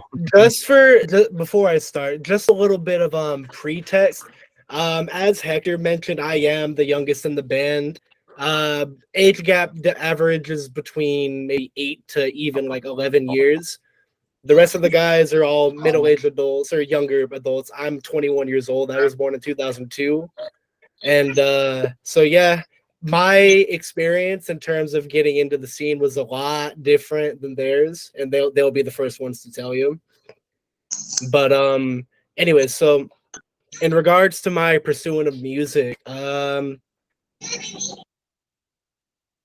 I've been playing a guitar and stuff on and off since I was about 10 years old, but I never actually sat down and started taking it seriously until maybe 2017, 2018, that area. So I was a sophomore in high school. And so I started really pursuing that. At that point, I didn't know what I wanted to do in terms of life yet, but I knew I wanted to do something with music because this is what I love. As I aforementioned earlier, I grew up with heavy metal music and more like alternative and extreme stuff because both my parents like metal. I was raised on that stuff. And so that'll kind of segue into me getting involved. And so in terms of actual musical endeavors, so for context, I was online friends with this dude named Garrett. I've told Hector and I think I've told everybody else in the band the story before, how I kind of got my footing and stuff. I was online friends with this dude named Garrett, and he was out of Southeast Texas. He lived about an hour east of Houston. And so him and I talk, and we still talk to this day, and it's been probably about 6 or 7 years. And so him and I talk, and around the area of like 2020 or so, when I'm starting to take, playing bass a little bit more seriously, he asks me if I want to try out for his little project that he's got going on out there. So throughout the course of the next year and a half or so, I would fly out there to Beaumont, Texas twice to jam out with him and whatever bandmates he had there, and we would just have fun, And needless to say, evidently, it didn't really work out, logistically speaking, for reasons I'm not going to mention. But yeah, that was definitely my first actual what's the word I'm looking for? Actual musical experience playing with other people. And concurrently, I was playing with a couple of high school friends back here at home in Southern California. We were a little garage band. We liked punk and we liked indie. I wasn't that much of an indie guy, but they were. So we were called the Acid Junkies. So shout out to those guys. Very interesting, yeah. But yeah, within that time, I was after that whole ordeal around 2021, that area, I was still just by myself trying to find musicians who were wanting to do something a little bit heavier. And yeah, eventually I posted an ad on Craigslist. I was posting ads on Facebook all over the place. And by this time, this was March of 2022, when Hector originally reached out to me and he responded to my Craigslist ad. At that time, they were still under the moniker of Dissolution. And had I taken him up on the offer at that time, I would have been a lot more well-versed and so. But at that time, I wasn't really in the best place mentally for reasons I'd rather not mention. But so as Hector mentioned at the beginning of this, I did ghost them because I didn't know how to really handle that. I didn't know how to communicate with them. I ghosted Hector. I ghosted Tony. I just didn't know how to communicate with that. And so funny enough, almost a year later, like almost to the T, Hector reaches out to me again. And so this is March of last year, mind you. And he tells me, look, the last piece we need is a bass player. And we're still interested in having you and all this. And at that point, I was just sitting there in my car. I was sitting outside of my work parking lot. And I was just thinking, you know what? Fuck it. Let's see what this has to offer. I'm in a better place now. I'm able to do this. I'm able to do this semi-well, at least I thought. And yeah, so within the following weeks, I met up and practiced with them twice. And then that Saturday after that second practice, I played my first show that I've ever played ever. I had never performed live. I had never done anything like that until I had stepped foot on stage with Deso. I can't even imagine how iconic that must have been for you. It was. I had such a drive. I had such an aspiration to be the people on stage, and the fact that I was able to step foot and do that, and I'm able to do that now, is such a full circle moment for me, because I can remember being really young and watching some of my favorite bands play that shows that I went with my parents to, and I would just be like, I want to do that. That's just what that's my bread and butter. I Yeah. want to do that. And yeah, being able to do that now, I tell Hector, Tony, Rich, and Sam, he's not here obviously, I tell them every chance I get how grateful I am for this opportunity and how much fun I'm having. And yeah, that's pretty much where we're at now. The first piece of music I ever released obviously was through Deso. And through this band, I've been able to build so many connections with genuine people. Like the aforementioned our friends in Ritual of Despair and 97 Minutes. Manny in particular, the guy who produces all of our music, he's been like beyond pivotal in just not even just the band, but myself personally. Him and I over the last year and a half have really become, or not even a year and a half, less than a year. We've become really good friends. Him and I actually share another band that we can get into in a little bit later. But yeah, that's kind of where I'm at right now, and I'm having a lot of fun with it. Oh yeah, dude. And I mean, to also be able to acquire an opportunity at the age that that you're in, of course, there are plenty of bands that we can all recall upon from the MySpace era, bands that we all listen to, whether they're in slam, deathcore, metalcore, metal, rock, grunge, whatever. There are so many bands that end up starting out so early, but then because of the way that the world was at the time, right, being in a band, touring, and MySpace era specifically, then I'm sure there's plenty of commentary you can provide upon this, and maybe even stories that you saw unfold.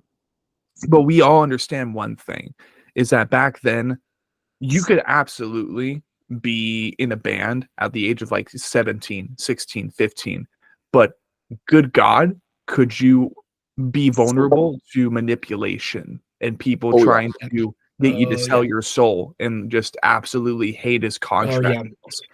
So it's like these days you don't exactly see that too often. You don't see actually minors touring across the country, or maybe even touring across their local region, maybe 4 states total. But what you do see is that because times have changed, you see people who understand how that works a little bit better, and therefore they make themselves less vulnerable to manipulation. And what I can say is that all things considered, kind of getting back to you being only 21, like I'm 24 now. It's crazy. And I still have yet to really behold myself or unfold certain opportunities that could correlate with touring, anything official really having to do with the band. So I would definitely reiterate your own comments by saying, not often do individuals your age, you're legally an adult now, so I'm not going to call you a kid. That would just be demeaning. But not often do people at our age get to take advantage of opportunities like that so young. Like there's a lot more work to be done. There's a lot more time to be put in before we're taken more seriously. So I applaud you in the luck necessary it took and the crossroads, the path that you took to get you into Deso. That way you could get such an early start in what could be easily be such a relentless industry, despite how interconnected and how well networked everybody usually is. And just a real quick, if I can give a shout out to Brett, we had tried out different bassists and we did have other people in mind, but when I had called him the first time after he had posted that Craigslist ad, me and him had a conversation maybe for about an hour. And I had brought it up to Tony and Richard at that time. It was just us 3. And I told him, like, hey, Brett knows his shit. Yes, he's young, but he knows music. And not just music, but I can already tell that he has something. And at that time, after a year, when we finally kind of came together and realized what we wanted to play, a slam or slam down or whatever, we brought up Brett again. I was like, hey, what happened to that? Is that ever a consideration? Is there, is it a dead end? And I had told him, like, I don't know. I kind of wanted to reach out again.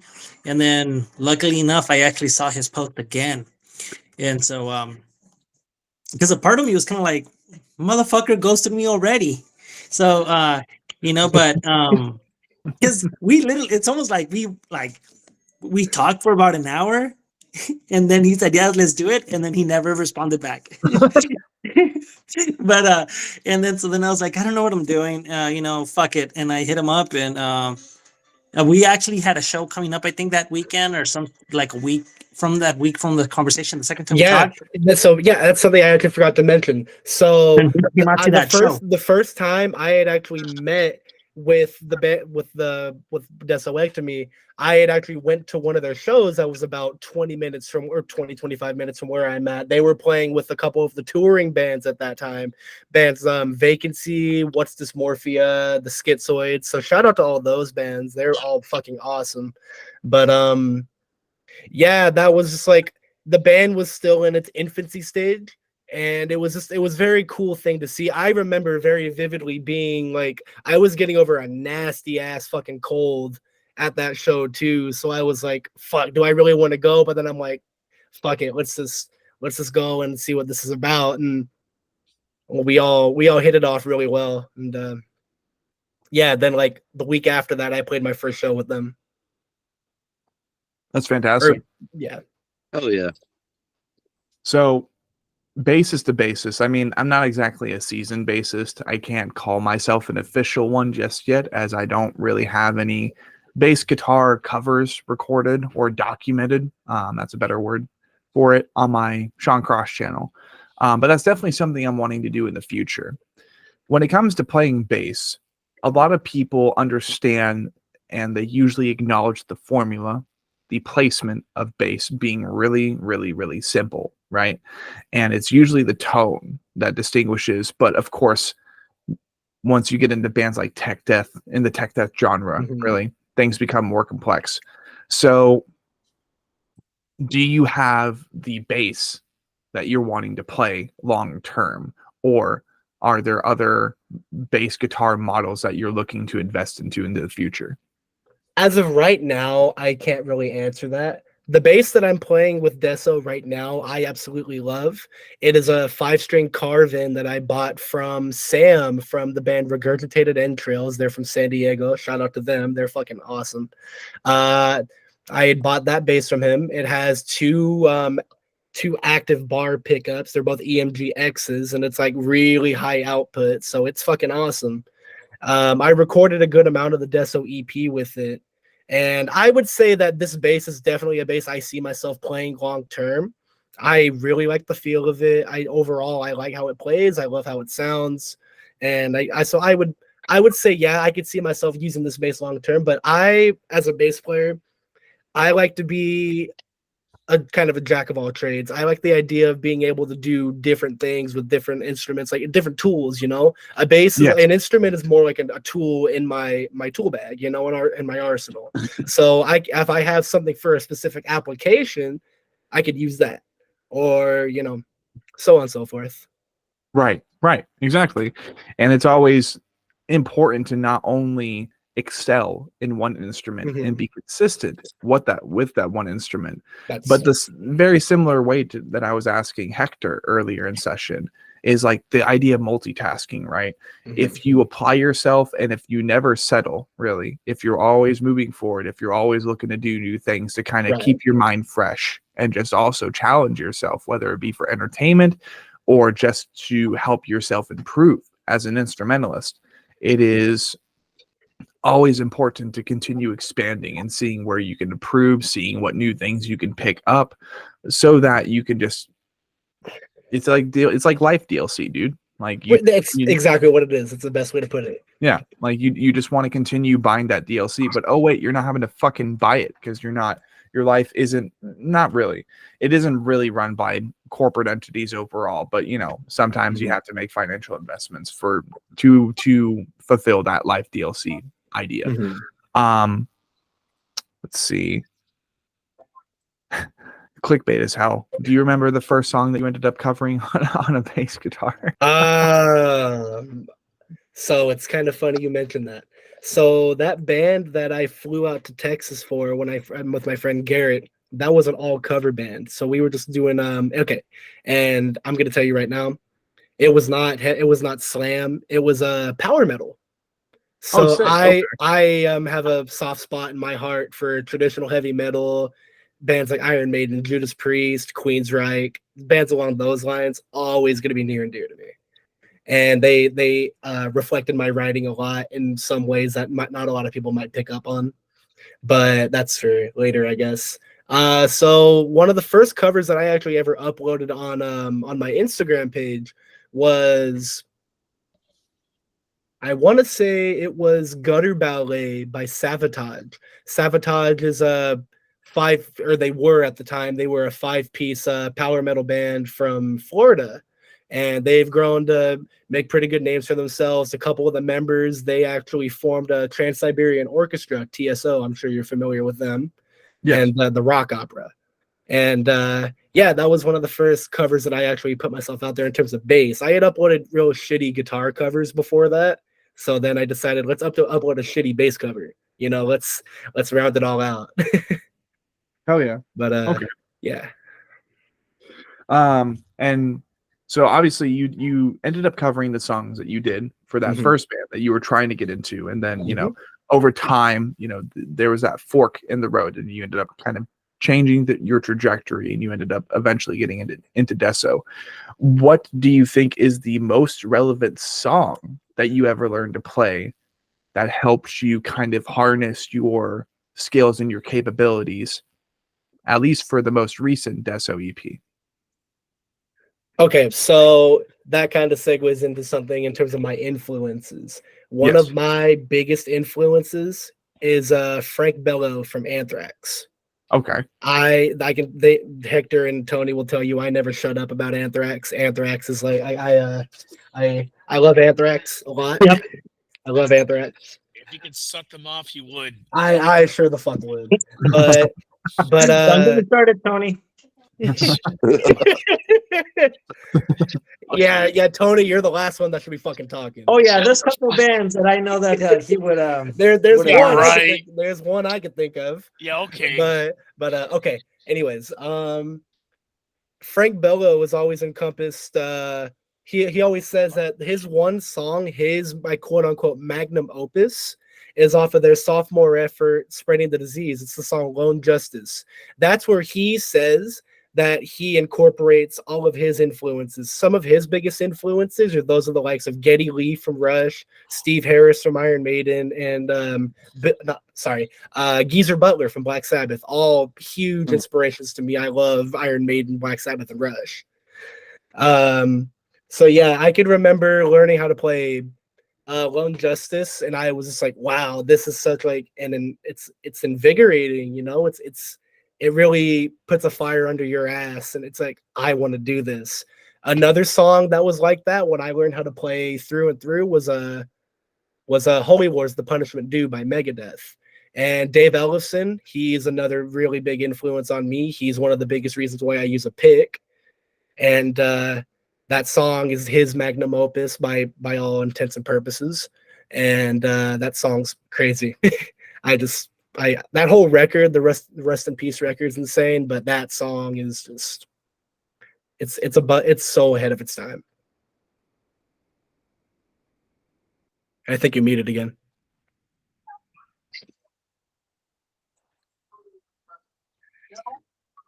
No? Nope, you're still muted. There we go. Cool. Yep. Okay. It's fucking February, March, about to be March. No more Christmas music, not for a long time.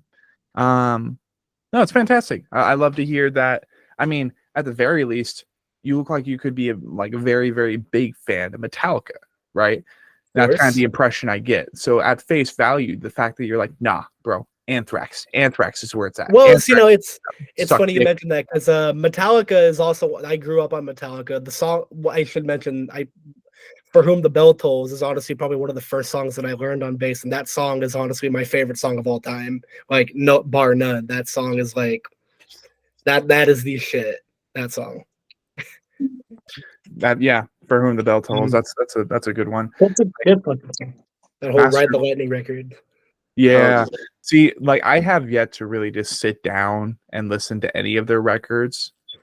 if I'm being completely honest, but it's only because I was just battered with the Metallica discography for such a long time, but only really Enter Sandman of like, and maybe Nothing Else Matters. That's it. Other than that, like you hear those songs on the radio too, you're like, they have other songs. You're right.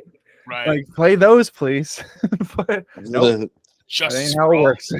Just raw. Yeah. Yeah. I love Justice for All album, dude. That whole album for me. I don't know. Justice for All. Yeah, Justice for All, man. That was just the album. Saint Anger. Yeah, Saint Anger. Yeah, for him, it's Saint Anger, but Okay. Well, if anything, because it seems that everybody has like their hands in the discography of Metallica, let's see if you guys all can suggest me the same record. Ride the I Lightning. would listen to. Ride the Lightning. right. I'm gonna have to say again, Justice for All or Master of Puppets. Honestly, you can't miss with anything they made up until 1989. Those are all perfect records through and through. So any record you pick, you'll get a pretty Black good Album idea. was good too. I mean, Yeah, that's okay. Black Album had pretty good songs. I'm not even gonna lie. Yeah, dude. I Black Album- agree, but like that's when they changed direction. When you're looking for more straight up ass beating thrash, you go from And Justice for All back. Yeah. Okay. Or Kill 'Em All. Or yeah, Kill 'Em All. They're 1983. Yep. Yeah, Kill 'Em All was probably my favorite. Cliff, man. Cliff was something else. He was, dude. Cliff was awesome. God damn. And okay, so I will definitely look into checking out the albums by Metallica from 89 backwards. I'll do that. Please do. I definitely want to get into older music. I've been wanting to dive headfirst into grunge recently. Because I Jam. listened Pearl again. Jam. Pearl Jam? Pearl Oh yeah. Jam, dude. Eddie Jam. Vedder. Oh my Eddie gosh. Vedder's awesome. Pearl Jam. For me, His Creedence. voice is unique and amazing, bro. I don't know what it is, but Eddie Yeah. Vedder is just like the grunge god, bro. Offspring is considered grunge, right? Kind of. They're post punk. Not post punk. Sorry. Alternative. Alternative. I mean, Yeah. they have alternative feel to him. You know, Pop punk. Alice in I Chains. would say pop punk. You don't think so? No, like Blink 182 is fucking pop punk to me. Yeah. Mm. How about Alice in Chains? I love Alice in Chains. Man. Yep. Another one. See now, I wouldn't. They were thrown into that whole grunge movement, but I don't think that they're a grunge band. They are way too heavy to be a grunge band. Really? It was like Black Dahlia Murder was part of the deathcore movement, but they weren't deathcore. That's a great analogy. That's a great comparison. Alice in Chains was a metal band through and through, and I will die on that hill. They were part of the grunge movement, though. They made that grunge. Alice in Chains and Jerry Cantrell, his solo band is really good, dude. I love his solo band. Okay. Yeah, he was great. Okay, so best Alice in Chains record? Dirt. Ooh. Dirt? Which one? What'd you say, Brett? Dirt. Yeah, Dirt. Because obviously, I only really know Alice in Chains for the box, and then on top of the of box, that, yeah. Then Ginger and Suicide Silence did the cover that they did of that. It was actually really fucking good. Mm-hmm. I love that cover. And I even got to see Alice in Chains live too. Wow.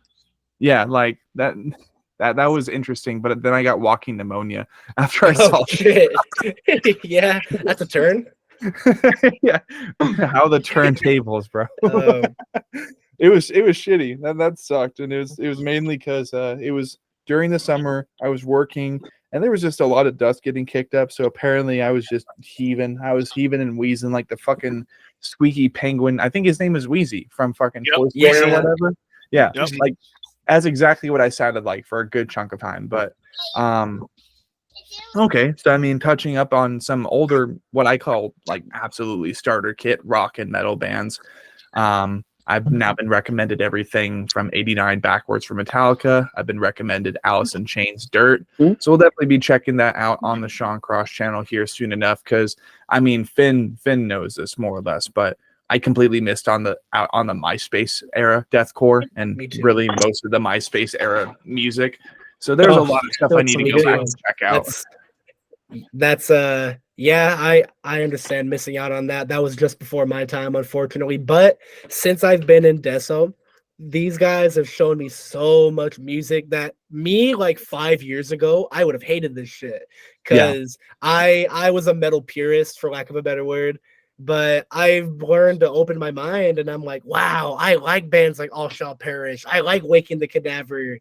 I fucking love, I was before we actually got on this stream, I was talking to them. I had just our producer Manny, he had put me on the band Abacab, and they're an old SoCal deathcore band. And yeah, I Hell yeah. really like them, dude. And it's just like I'm getting turned on to all these music. Tony's turning me into a hardcore kid. He's helping me appreciate bands like Terror. He's like he wants me to listen to First Blood. He wants me to listen to As Blood Runs Black. That's not a good, comparison, but I'm learning. Hector, he helped me appreciate Veil of Maya, and Rich, he's helped me appreciate bands like Silverstein more. So it's like I'm learning all these different I love that. I'm getting all these I different love that shit styles, all too. these influences, and it's like it's great. Oh man, he said Silverstein. That's my fucking high school all over again, dude. Bro, every time they would come to town out here, bro, I always try to catch them, but I missed Yeah. the last show that they played. What was that album? Because they did that first split with Spitalfield. When Broken's Easily Fixed? What's Broken's Easily Fixed, and then what was it? Discovering the Waterfront. Yes. That was the first time. Okay, so I saw them during that tour. That the album had just came out, and it was with Bayside and Hawthorne Heights, and the drummer of Bayside had died during that tour, and then Damn. that's the first time I've ever discovered Silverstein was that album, and I was hooked ever since. Yeah, it was like I think it was Warped Tour of 04 when I saw them, and they hadn't even put out a full length yet. They were doing a split with like Spitalfield and another band. I don't even remember. I've still got that CD somewhere. Are you serious? Wow. Yeah. That's crazy. classic there. Yeah, well, I mean, you guys are throwing the nostalgia out there, talking about First Blood too. That was First like Blood, one bro. of the first That's like hardcore shows. my top 5 right there too. Of influences. That California album was something else, man. Oh yeah, Front to back, bro. There is no, you don't skip any of those songs there. Yes, sir. Yes, sir. Yeah, I saw them. I think I was 07 with Full Blown Chaos. Oh, really? Yeah. So my dad actually put me on Full Blown Chaos like not too long ago, and they're fucking awesome. I love Hell yeah. Chaos. Hell yeah. I'm a big hardcore kid. I love hardcore music. Shout out to my dad. My dad put me on some cool stuff. Right. Okay.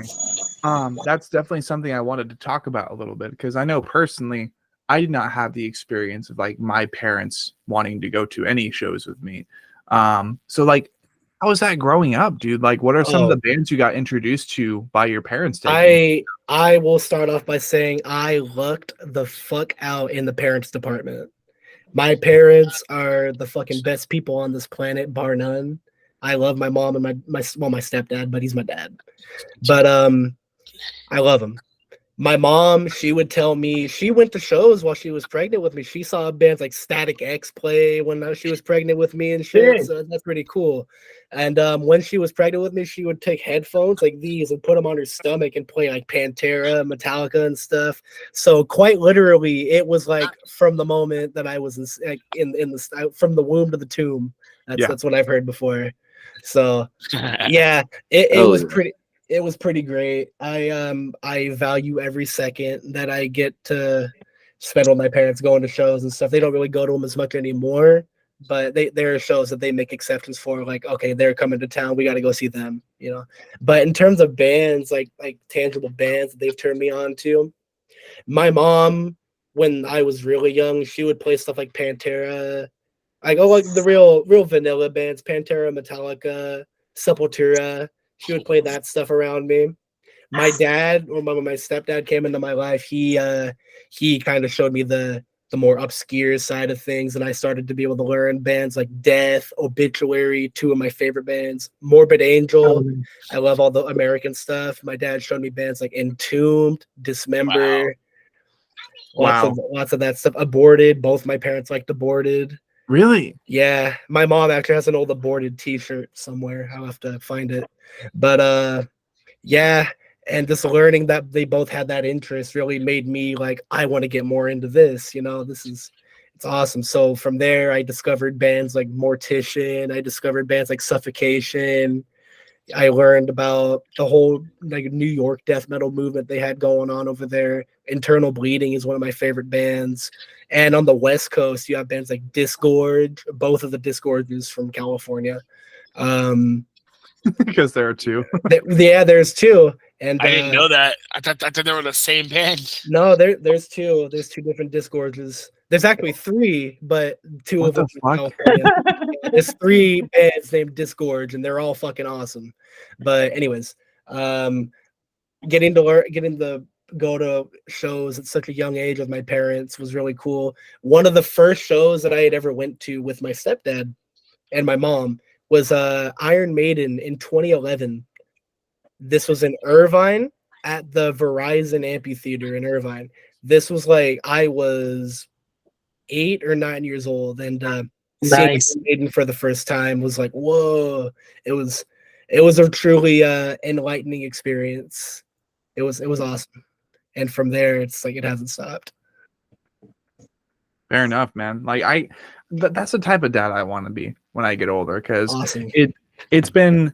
I will admit, like, not to get on too much of a buzzkill per se, but one thing that's been really difficult is like getting into this, even getting on podcasts with guys like you, getting associated with artists across all the various just extreme subgenres, getting to know people around the world now. One of the most difficult things about it was always the fact that my own old man never was into it. And like, no matter what I did, he was just like, well, I would get like overwhelmed by basically everything you're doing right now. So like going to shows, going to my own shows in the future, that was never going to be a thing. So it's I've never actually heard about that before. Like parents being that much involved in such a heavier genre of music and then raising their kids on that. Well, I actually do raise my oldest daughter goes to my show. She actually runs our merch table sometimes. So that's what's cool thing about this, about being a dad and listening. Shout out to Tony's daughter. Even my youngest one right here, dude. Every time I play Pilling Flood, she goes, Daddy's music. She already knows what Daddy's music is, so I play it. She gets into it like how I get into it. It's weird, like how normal kids just say, "Keep going." No, she goes with the beat. That's the kind of dad I want to be, right? That's the kind especially of dad my oldest man. She, what was it? Friday. She's in high school, so I get a text saying, "Hey, Dad, there's a show in Pomona." Which our friend that's a promoter, Sees Fire, shout out to Sees Fire, threw a show, and she goes, "Yeah, let's go." I'm like, dude, I gotta work. You know what I mean? Let's go ask your cousins, because my niece, goes to our shows too. That's cool. So yeah, I think that's cool. I like that. Imagine too, one day, you're a slam dad. Right, you're raising your kids on slam and all these heavier genres, and their rebellion is just that they get into country instead, and you're like, no, like imagine the fucking next door generation phenomenon that's going on right now. I like country, so that's imagine that happens sometimes. And like even back in the 80s or 90s, you had these like elitist, like gatekeeping, toxic gatekeeping middle dads, and like, you're listening to country? How dare you? It's sad, but it's still like that, today. But that is bad. But it's still a lot of gatekeepers out there, dude. It's so crazy. Yeah. And it's unfortunate because like you miss out on so much when you do that. But not only that, but like I don't know. See, like for me personally, like I love death metal. I love deathcore. I like black metal. I like slam. But like, every once in a while, I want to throw in some Deftones or You got a hot date that's coming over. You got a hot date that's coming over or whatever. You're trying to set the premise and the mood. You can't. You got to set the premise. Some fucking gravity blast beats.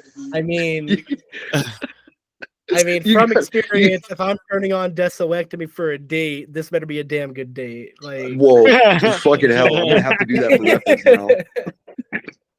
I'm gonna have to do that for reference. I'm gonna coin the phrase and say Desoectomy is baby making music now. yes, sir.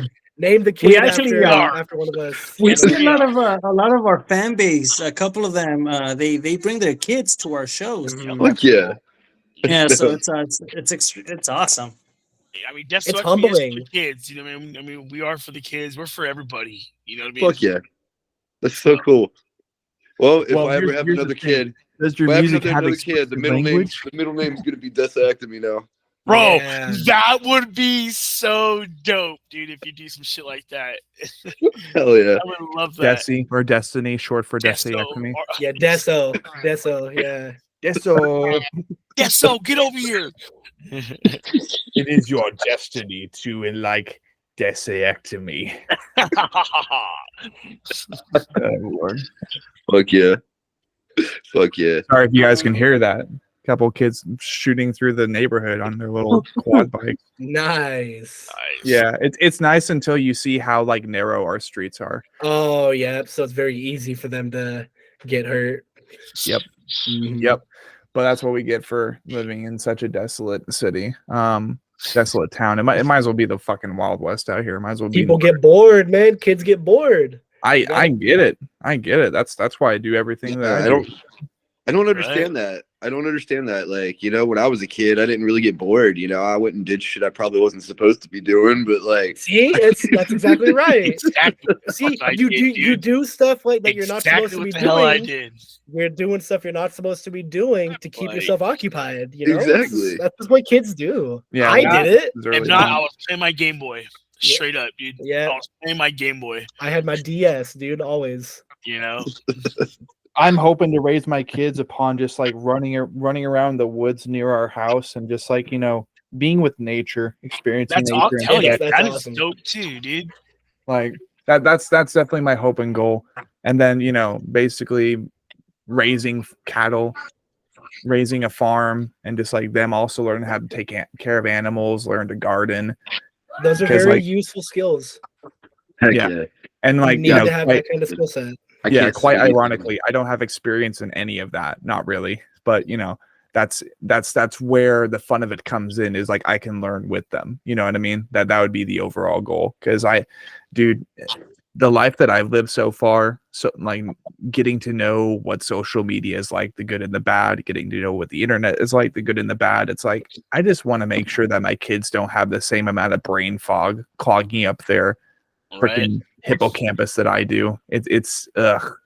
But you know, shout out to my kids, because eventually one day, like 10 years from now or something, they'll probably listen to this. Or if one of them is like, oh my god, Dad, I love podcasts, be like, well, I have one. Here you go. Have them listen to this, like, oh my god, they're talking about me. Right? That's We what had, life is had all one. about. We talked about elotes. We talked about D&D. Yup.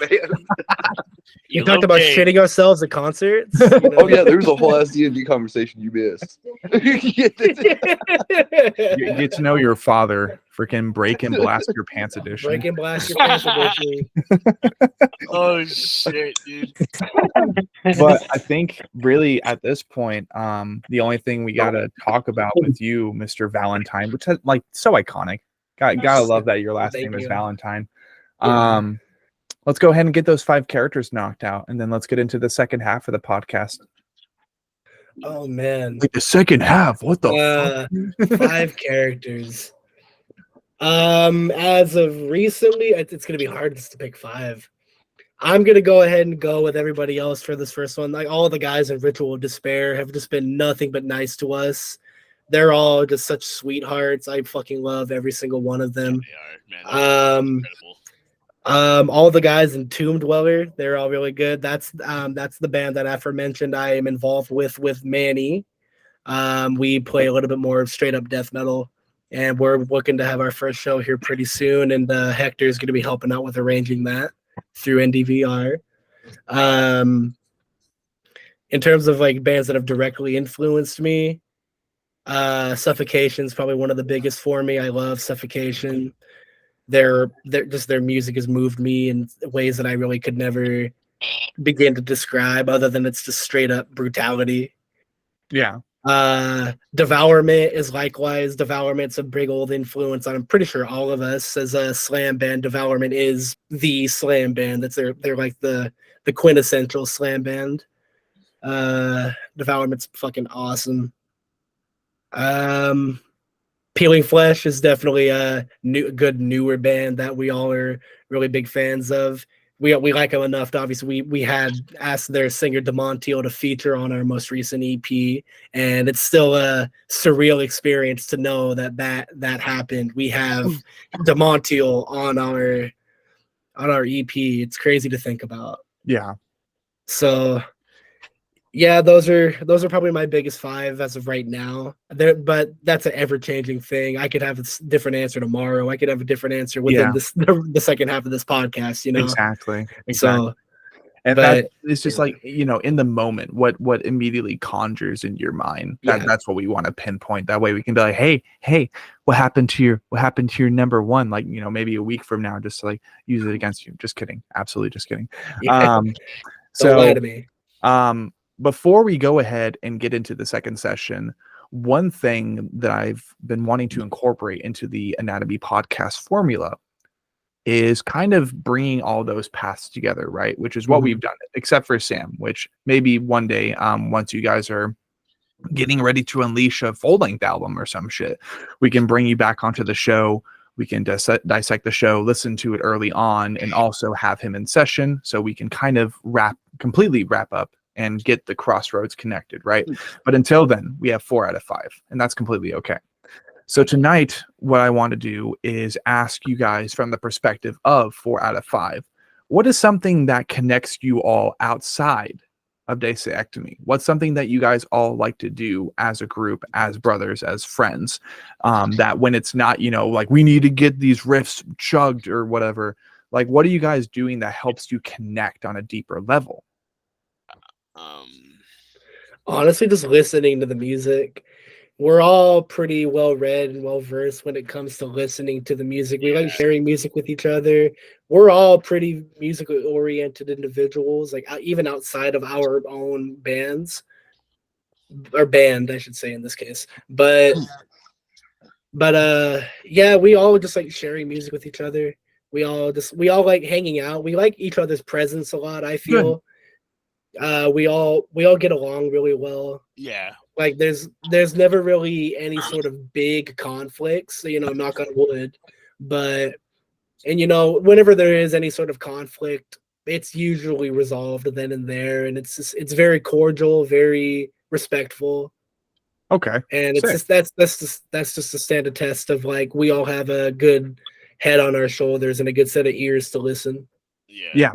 That's every time that we get a chance, we don't get a chance often because we typically only do like band practices or studio time, but once in a while we call it a Deso day, and it's literally that we call it a Deso day. And so plan ahead. It's going to be a full day of just us hanging out, and that will include most likely a band practice. That will most likely include us going to the studio, go out to eat.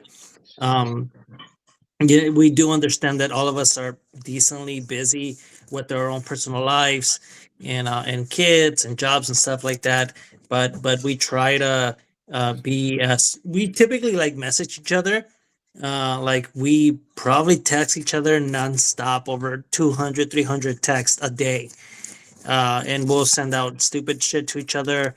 And that's really the way that we connect through each other. I mean, it's kind of like that, and then not all of us live super close to each other. I mean, me, Tony, and Brett Brett and Tony live like pretty close to each other, like 10 minutes away. But Rich is probably like I think an hour, and so is Sam. So we don't really see them often, but we do talk to each other like a lot.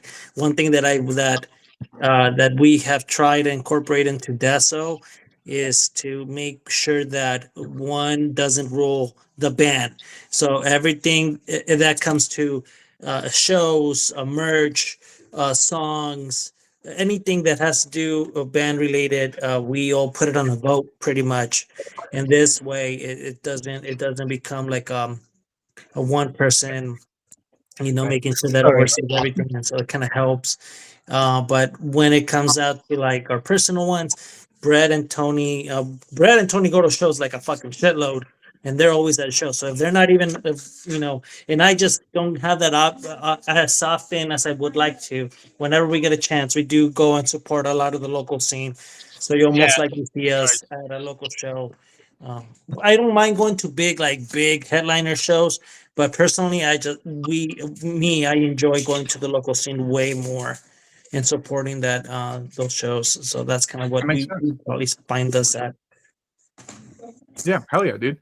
And one thing too, and this is something that I've realized about myself, so I can definitely relate to the idea, but really for musicians and for music enthusiasts, music is oftentimes a love language. So showing people new albums, new EPs, new artists, new genres that they've never heard before, and them loving that, sometimes that can be as important as like introducing a brand new candidate lover to your immediate family, right? It's very, very important because as a musician, as a music enthusiast, as someone who wants to be a part of that world, who wants to contribute to that world, and maybe one day be a part of that same conversation for someone else, just like, oh my gosh, there's this band right now I'm listening to. They're from the local area. I've shared beers with these guys. I've had conversations with these guys. I've shared a couple smokes with them. Been really cool. Their name is Desoectomy. They're really heavy, so I get if you're not into it, but if you are, fantastic. It's just a whole different level of love language, just showing people music. Yeah. And then when you're in a band and when you're able to introduce people to a band and like everybody in that band is in love with that artist and they're all like on the same page, it's almost just like dating someone. It's almost like being in a relationship with someone as well. Being in a band, it's a different type of relationship. It's a different type of Definitely is. mechanic, right? Everybody they contribute something to this relationship, and well, when you come together, well, instead of having kids, you just make music. It's important shit like that. It's understanding and acknowledging a band as a relationship between how many people are in the band, and that's just on more of the personal level.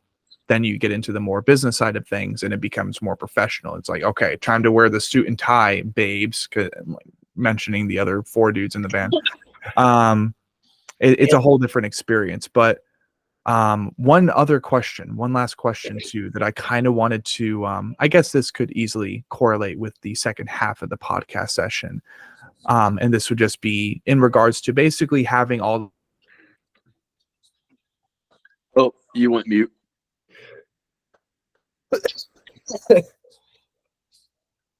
His little mannerisms when he finds out he's muted is funny. I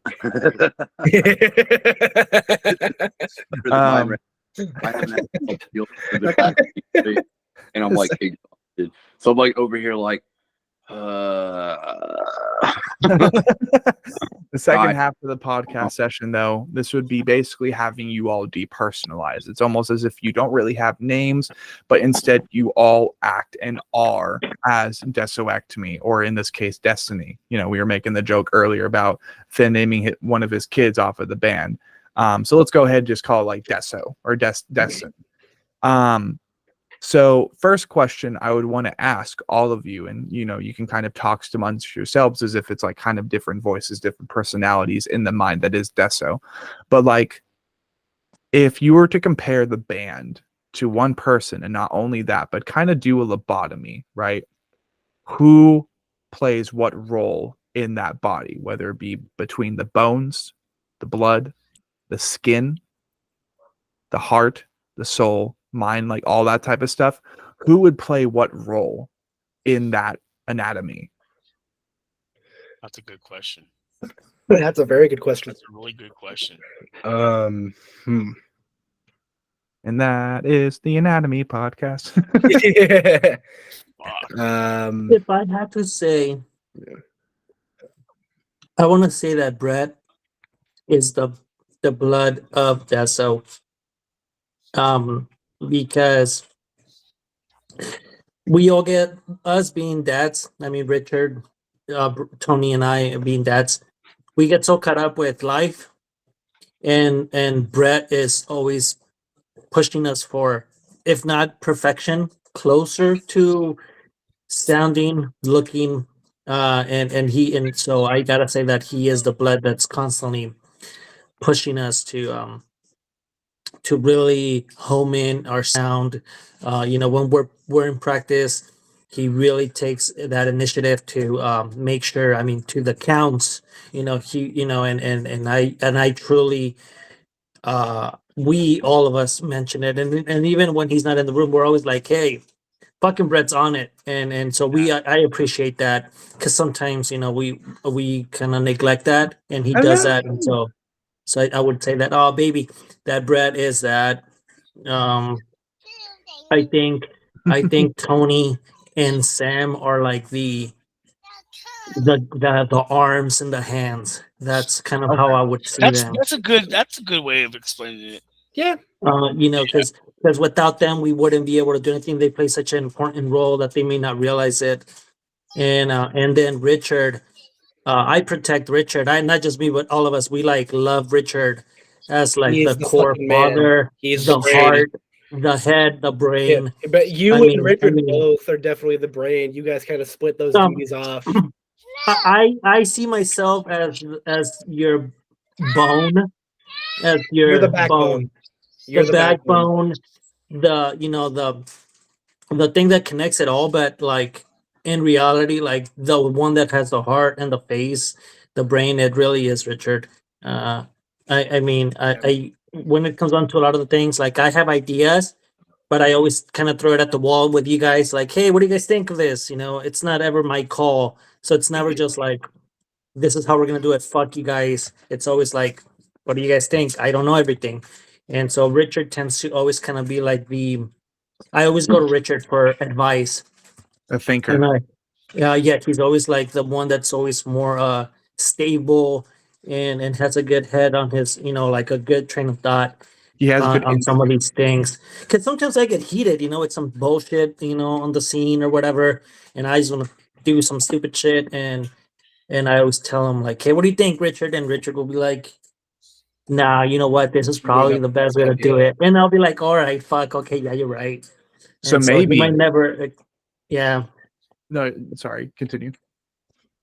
No, so that's kind of how I've always seen it, even without, because I've had this thought in my head before, like kind of what we all play a role in Deso, and everybody individually is extremely important in their own way of what they all kind of bring to the band, and if we were to see it as a body, I think that would be a good. Obviously, Yeah. that's just my interpretation. That's not obviously how everybody else might see it. Yeah. Tony, Yeah. what do you think? As far as like everybody's placement in the lobotomy, I if we mean- were to dissect this, Hector narrowed it down pretty to the T. I mean, he's right. I mean, Brett is the blood of the whole thing. I mean, because of what he strives for in a band, as a musician in general. And then as far as what Hector said about me and Sam, I mean, I see where he's coming from on that standpoint. And then, Yeah. But I mean, with Rich, yeah, we all do really do love Rich, man. He's a sexy caveman. Yeah. So if anything, it seems so far, I'm getting the impression that Brett would be the blood because he helps everything circulate. He helps everything run smoothly, and he keeps everybody stimulated and awake, right? As blood helps when it's circulating through the skin. That's the only reason that you feel fluid, if you ever do. Now, Hector, I think he would be the heart of the band because he's what kind of started it all, and he recognizes the blood. He recognized it as it flows through, and he's like, hey, you're fresh blood, but you're also keeping us alive. Much appreciated. You're keeping the energy up. Tony definitely would be the limbs. Like most likely Tony and Sam are the limbs, as they are the people who kind of like reach out and possibly even push.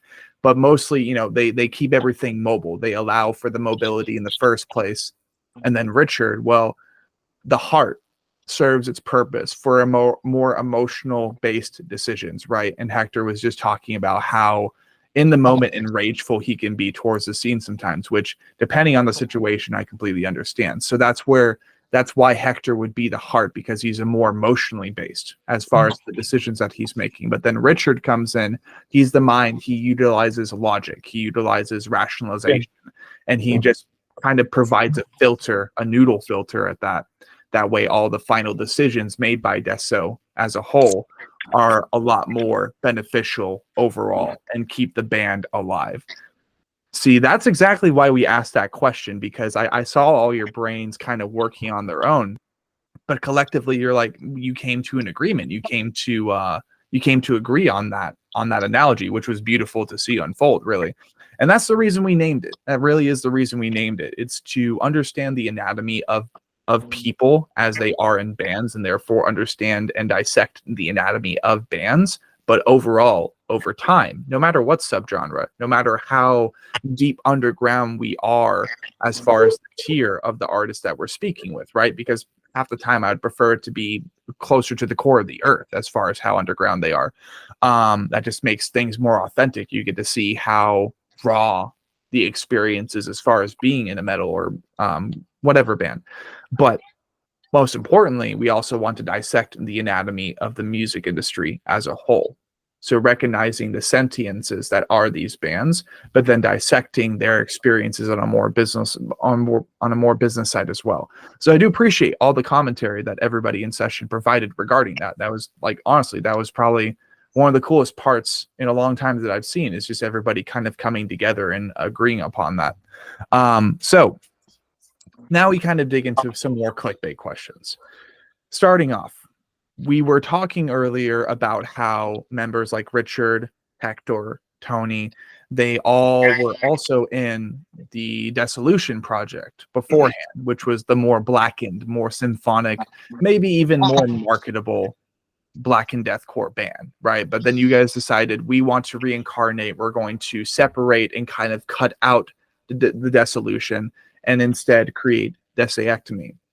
Other than that, is there any other lore that you guys have kind of developed in your own heads on a person by person basis as far as the meaning behind the band? Or would it mostly be, of course, yeah, you can recognize it as at face value as being one of those ectomy suffix slam bands, but there's also a little bit more lore behind that, because it's actually a reincarnation from a more better, like more, I don't know, more marketable project, being like, oh my gosh, it's like for fans of fucking Lorna Shore, Shadow of Intent. Oh my God, I want to buy all of their CDs right now. Like, would you say it mainly would be that reincarnation from Black and Deathcore to Slam, or would any of you say that there's more to it than that? I think just speaking for myself, when I think of that solution, I think me and Tony were just going through the emotions, and we it's actually kind of crazy, but I think in total we probably, if I can remember correctly, I think we wrote almost 11 songs in total with the solution. But through I wish I could say that we ended up having a good break, but it wasn't as nice and easy as we wanted it. It actually kind of was turmoil kind of. And the other guys took I would like 7 of the songs, which all power, power to them, awesome. We took, I think, what me and Tony had written at that time. What was it, like 4 songs, I think? And a couple of those songs were not our best, but they were like really deathcore influence. It was generic shit, but we liked it. And when we went to when we were sitting down, obviously Richard was part of that, and we were kind of sitting with Manny, and we were kind of asking each other like, what the fuck are we gonna do? What are we gonna write? One thing that we kept saying was, let's not take ourselves seriously. Let's just have fun and not care about what nobody else wants to write, or what is cool, what is hot right now. Let's just we like this kind of riffs. Sorry, we started writing. We actually ended up using this song called "Good versus Evil," and it was originally a Dissolution song. and it was probably like the shittiest song we honestly had. And when we started working on it again, it actually became one of their greatest hits, which is Next Snap Okay. in one of our previous one of the first EPs. And so as we started getting more into slam, and then people started putting slam down to our name. And now that we have that in the local scene, that everybody kind of affiliates slam down with us and stuff, i.e. slam down. It kind of took its own movement, and now I've seen other bands picking up on that, and there's multiple bands now that are saying that they're writing slam down and all this. And then I seen comments like, "Oh, Desoectomy is the slam down godfathers," and all that stuff. And I'm like, dude, not even like that. We were just we just wanted to write stuff that we liked, and it just ended up happening that it ended up being slam, really. Because I think the bottom line was we wanted to be heavy, fucking heavy, because we play and drop out. It was like we wanted to be heavy but groovy. And I've actually seen the comments sometimes when it says, what do they call it? Ghetto groove. Ghetto gangster groove. That's a yeah, Gangster and it's groove, like yeah. that's fucking awesome. Yeah. And so that's really, to me, that's that's kind of that. Hell yeah. Anybody else have some commentary regarding that? No. I honestly think it's pretty cool how we've influenced other bands in our local area. One band that comes to mind is Hollow Points. Hollow Points are really good friends with us. They're starting to go in the more slammy direction, and I think it's fucking awesome. They're all super nice dudes. They're all super talented. They just make ass beating music, and so we love our boys in Hollow Points. Yeah, Max is awesome. They're all fucking great dudes. Hell yeah. So, I mean, therefore, we've more or less conquered the question of, what does the name Desoectomy mean? Like, what's the meaning behind it, right? Because you have perhaps imaginary scenarios where live, maybe even at Break and Blast, you got these sweaty ass kids who maybe smell like piss because their pants also broke and blasted. And they're asking you those types of questions after just absolutely getting the shit knocked out of them or knocking the shit out of other people in their broken, blasted pants. So then they are asking you these questions. What's the name? What's the reason behind the band's name?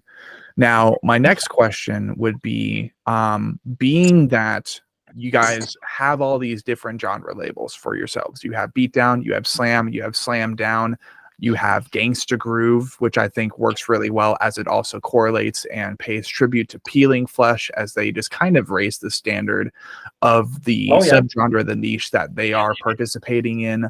I think in Virulent is also kind of like right behind them. Yeah. Right? They're like right behind them. They're like right alongside them, and they're both incorporating hip hop samples, hip hop music elements into slam, which is so freaking cool to see. Like it's fresh.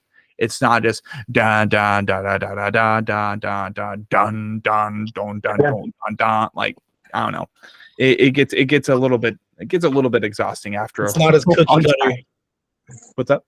It's not as cookie cutter. Like, it's kind of rallying what you said. Exactly. It's not. Yeah, it's its own different animal. Yes. So with that in mind, then, and this would be a question for everybody to answer on an individual basis, or like I said, if it ends up being a hive mind answer and you all kind of like come together and just agree on one answer, that would also work. But what's the most important part about writing a Deso song, and why? All the brain like just having fun, and then we also consider when we play it live, we like to see people move. We like to see people in the pit, crowd killing people. So those are the two like factors we always think of when we're writing songs. And then as far as, because we like incorporating like audio samples like from movies or TV shows. Yep. We see a lot of slam bands. They do like the horror, like serial killer stuff, which is awesome. But we kind of don't want to get too like psycho crazy because like we have kids and stuff. So we just like, we like comedy, funny movies. So we always throw something funny into the one of the songs, so that you hear something funny and then all of a sudden you're hearing, chaos, slams, nonsense. So that's what basically my input on that question would be. Yeah. Okay, cool. Does anybody else have some commentary on what they think is the most important thing about writing a Deso song so far? It has to be fucking groovy. It has to make fucking moves. And again, what Rich yeah. said, I mean, to me, when I'm writing, guitar parts, I mean, I want that shit to be where I want to see someone get hurt. That's my intention. Have ambulances on standby. Got to get hurt. Fucking fighting riffs, huh? You know what I mean? Yeah, exactly. Violent riffing, dude. Beat your homie up. That's what my intentions are, and Right. I try to write music like that. And have fun. That's very important. Very, very important when writing music is to have fun. Don't take this shit seriously. You know what I mean? Yeah, absolutely. One thing I'd kind of like to add, I agree with everything else that the rest of the guys have really said in terms of like what makes a Deso song, like what's important when writing. I kind of want to dive more into the actual writing aspect of a Deso song. I feel it's very important when all of our influences are able to show. I feel that it's very important. Like in one of the songs on the most recent EP, Back Alley Bitch Maiming, the third song in, Hector was really into that drum roll thing that he does in the beginning. He's explicitly said he got that from Dying Wish, a metal band.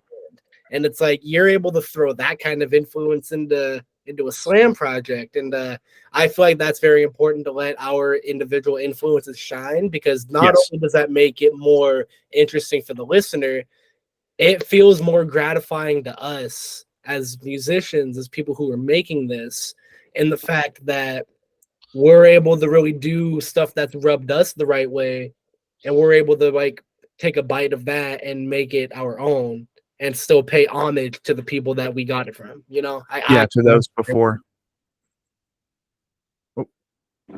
Someone was saying something. I do apologize. No. Oh, okay. Well, I think in that case, we do have that question conquered. And now, one of my favorite parts of the podcast, if not my most favorite, being a lyricist myself, I would assume that Richard is the primary lyricist for the newest EP, correct? Yeah. However, I don't really write lyrics. I just kind of make sounds. Okay. Who would be the primary lyricist of the newest EP? I don't think we have one, because we don't really have any like themes we write about or lyrics at all. We just kind of go with the gory bear as our theme for like all our songs. Okay. Yeah, cool. In that case, I mean, more or less, if there isn't that much like lyrical depth or consistency, and more or less the lyrical material at hand more or less was inspired by maybe movies or shows, or just things that were occurring at the time, what would you attest most of the material for the newest EP to as far as inspiration? To be honest, I think we got the artwork before I finished up the vocals for all the songs. So I was kind of looking at the artwork and kind of doing vocal recordings based off what that image basically would sound like. A bear running through the inner city, tearing up everything. So I just kind of try to match the vocals and based off the instrumentals to what that image would sound like, basically. So essentially you ended up like kind of writing lyrics, and you would say you even assembled most of the material on the EP just by looking at the image, the album cover. Yeah, that's actually pretty cool. That's pretty fresh, because most of the time bands will have the lyrical material before they even get the album cover set up. So that's actually really cool. So of course there are 5 songs on this EP, and most of them are at least like 2 to 3.5 minutes long. So though really the image that we are provided before us with a bear going through an alleyway and just absolutely decimating some random helpless victims, is there like anything that was going through your mind as far as the lyrical process for any of the songs regarding just this image? Because after all, it's not like it's an animated image, right? You based an entire EP upon one picture. So how deep were you able to go as far as like developing a narrative based off of this image for the lyrics?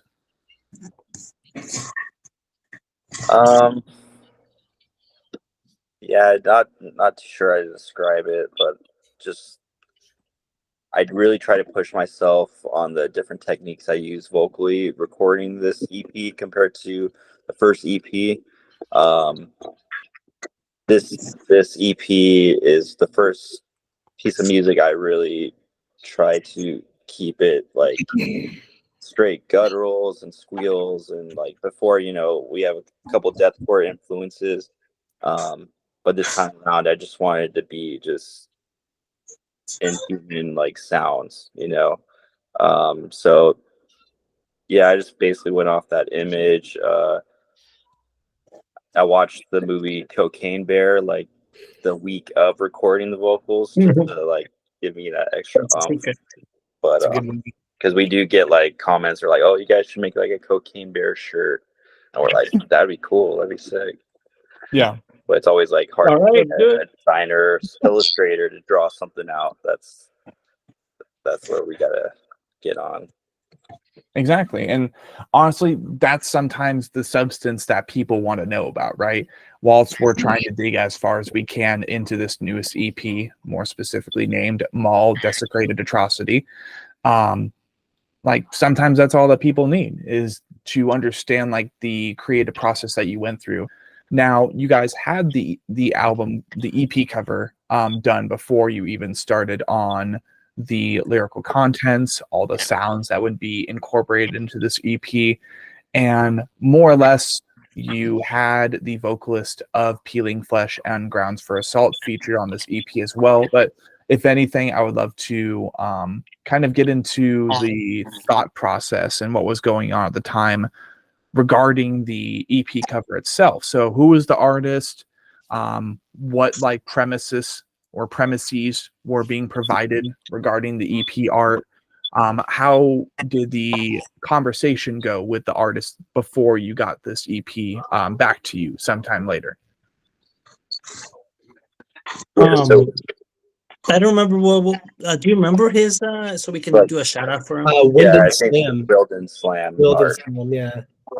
Shout out to him. He's actually done works for a couple of our singles, and he's awesome.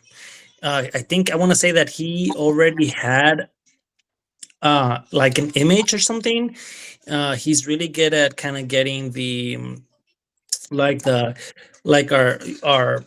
our point and views of what we would like to see. I think I don't know if it was, I think it was Richard that hit him up and asked him a couple ideas like, hey, something gory in an alley, obviously with the bear. And I think he sent us a bunch of drafts, and it took him, I don't remember how many drafts, but we kept getting a little closer to the image we wanted. One thing that we try to do in Deso is that, because we see that a lot of slam bands, they utilize like really fucked up, gory shit, and by all means we love that stuff. By all means we love that stuff. Like look at our double barrel shotgun. I mean, that shirt is fucked up. It's a real picture of a person that got blasted. But the thing is that we try to incorporate some silly, stupid shit to it, so we don't come out like some fucked up, human on human kind of crime stuff. We try to pull away from that. So that's why we end up utilizing the bear a lot, because it's just like on a silly take that you would see a bear with grills on an alley eating a person. That's the fucking funny part. Yeah. And so that's kind of that when it comes down to those images. So that's that on that. Hell yeah.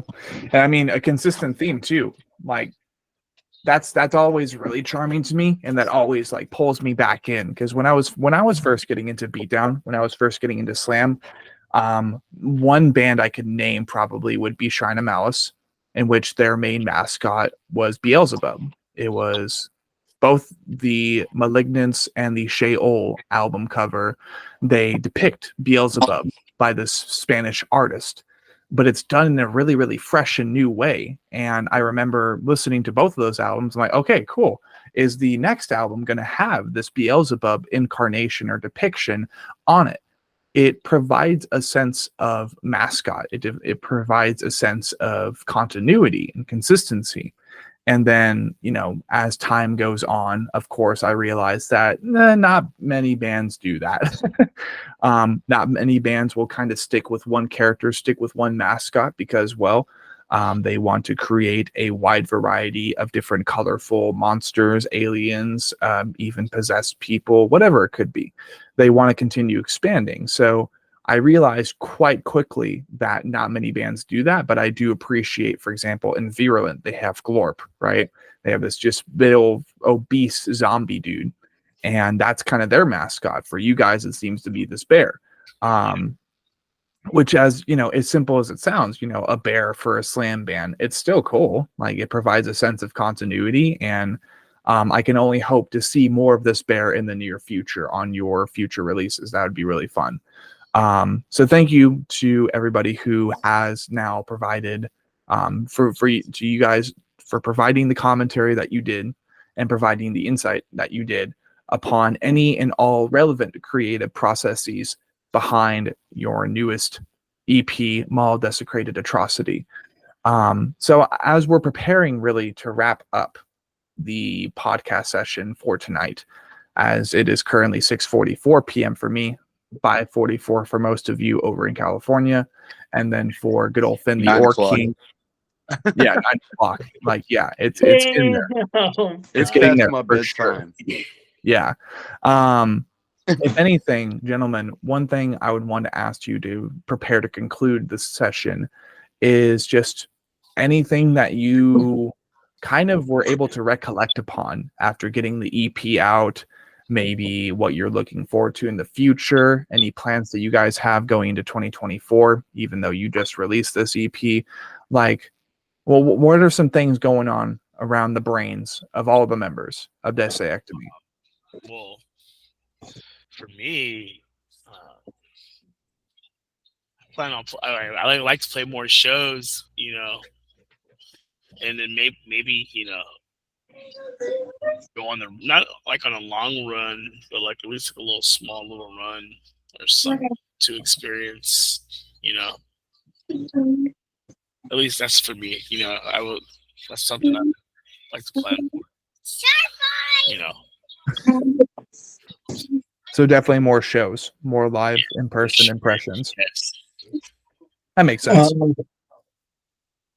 Even though that we did drop this EP just like a month ago, we already have ideas already for other singles. So that's kind of one of those things that even though that we just dropped this, we already have we're already working on new stuff. You have to. So we just kind of and that's one thing that I'm always telling the guys, like, we just got to stay active and have fun with it. So Richard, yeah, so we're just gonna, so that's kind of what we have in mind, and maybe the next step, I think you gave me a good idea, Sean, about maybe dropping a full length album, because we've done 2 EPs and singles here and there, and we've done splits with other bands and stuff. We were gonna be in the process, super secret, but we were gonna be in the process of doing a split with Environment. That's very interesting that Derek just commented, like, just sent me like a little thing on Facebook right now, like maybe about an hour ago. Yeah, so that's should I start writing for the split now? Yeah, so we were thinking of doing that. That's out of the bag. but maybe, yeah, but but maybe I think at this point might not be a bad idea to consider a full length album. And yeah, again, I mean, shit, I feel like we play a shitload of shows. I mean, I think we have like 4 in March. That's like one every weekend. We literally have to say no to a couple shows just so we don't play like every other day at this point. But yeah, shows. I mean, fucking shows are awesome. That's probably like our bread and butter. Yes. And so just kind of have fun and write more music. Yeah, I think that's pretty fair. That's like another one of the more painful parts about wanting to be in a band and wanting to be in a band that's relevant is that starting off you have to get a lot of material cranked out, and if not that, if you can't immediately attend to getting material out, it's like you might as well be quiet. Like you might as well be dead silent until you have something to talk about. And that's definitely something that me and Finn talked about in one of our most recent sessions, the one that it was just me and him talking, is that you really you got to have stuff ready before you start making announcements, that's music marketing. That's marketing 101. You don't want to really mention a product and then there's ultimately a chance that the product falls through and you're not able to provide that to the public.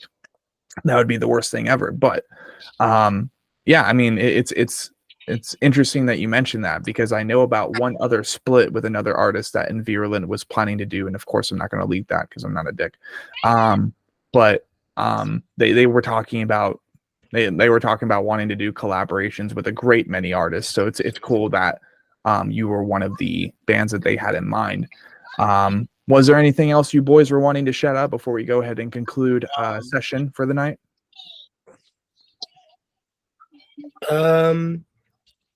In terms of me personally, in terms of me personally, I want to shout out my parents. My parents are cool. They've been nothing but supportive. My girlfriend, same thing, nothing but supportive. Shout out to the guys in Abolition. They're a little band out here in the IE. All those guys are awesome. We've played with them. They're all great guys. All good friends of mine personally. Shout out to Violent by Nature. They've influenced me. Shout out to Thor from Violent by Nature. I would like to say shout out to all the IE bands out here in our local city. Every single one of them. There's too many to name. Yeah. I'm going to be dead honest. There's too many to name. And right now, and they're killing it. There's every band in the IE right now. They're just killing it. And shout out to those guys, man. Oh, yeah. Shout out to fucking Manny. Shout out to fucking Hatred 6 Audio. Yeah, we always say that he's the unofficial Desoectomy member because that guy. That guy's amazing. Fuck yeah. Ben, did you have anything else you were wanting to ask these boys about before we conclude session for tonight? No, not really. I just shot you guys a follow on Instagram. Definitely going to be following. Thank you, dude. Hell yeah. Definitely have to do this again sometime outside of maybe podcast purposes. And, for sure. Do a little bit more nerd talk. I'm sure my roommate would love to fucking talk D&D with everybody. Ooh, fuck yeah. Oh, yeah. And with that being said, I do believe that will conclude so far and until further notice the Anatomy Podcast episode 70 featuring 4 out of 5 of Desoectomy. Thank you, everybody, for listening, and we will see you guys next time with either the Voynich Code, James Joker Williams. Let's see. There's Reminiscence. We got a whole bunch of bands we're trying to get on this show. Oh, those are the fucking homies. You got to. Like Reminiscence and Jay. Oh, fuck yeah. Well, you guys be sure to have a great night. Thank you. Likewise. Thanks for having us. Absolutely. Let's see. All right. Cool. All right. So, more or less, that was Desoectomy. That was episode 70 of the Anatomy Podcast. And of course, this is really the final straw of the session, is just kind of us reviewing upon what we thought about the episode, how we thought the overall conversation went, all that kind of fun stuff. So, honestly, for me, I think the only part that I wasn't really a big fan of was like the under the skin part, right? When, they had some stuff to talk about, but like not nearly as much stuff to talk about with their EP and the lyrical depth. But other than that, the rest of the session, I think it was a pretty good good call. Pretty good interview. Oh, yeah. Do you have any thoughts? No, not really. I'm gonna be completely honest, dude. I'm still worn out from the drive back from Detroit. Yeah, fair enough. I've been on the cusp of like almost passing out or being like, listen, I love you guys, but like, Well, dude, I honestly still do over. appreciate you pushing through. Holy shit. I I know I've that's been why I wanting to muted eat the for like at camera. least an hour or two now. Yeah, no, that's why I turned the camera and muted it because I was like, nah, fuck this. I'm eating. I'm starving. I haven't had a meal since I came back off of the road, dude. So I'm like, fuck yeah. It's What'd time you end for up grabbing? food. What's that? What'd you end up grabbing? My roommate made macaroni and cheese with like some pork cubes and shit. Oh, yeah. Dude, that shit was so fucking fire. I'm not gonna lie, we don't really have anything else. So I think I'm about to do the same exact thing. That sounds other incredible right now.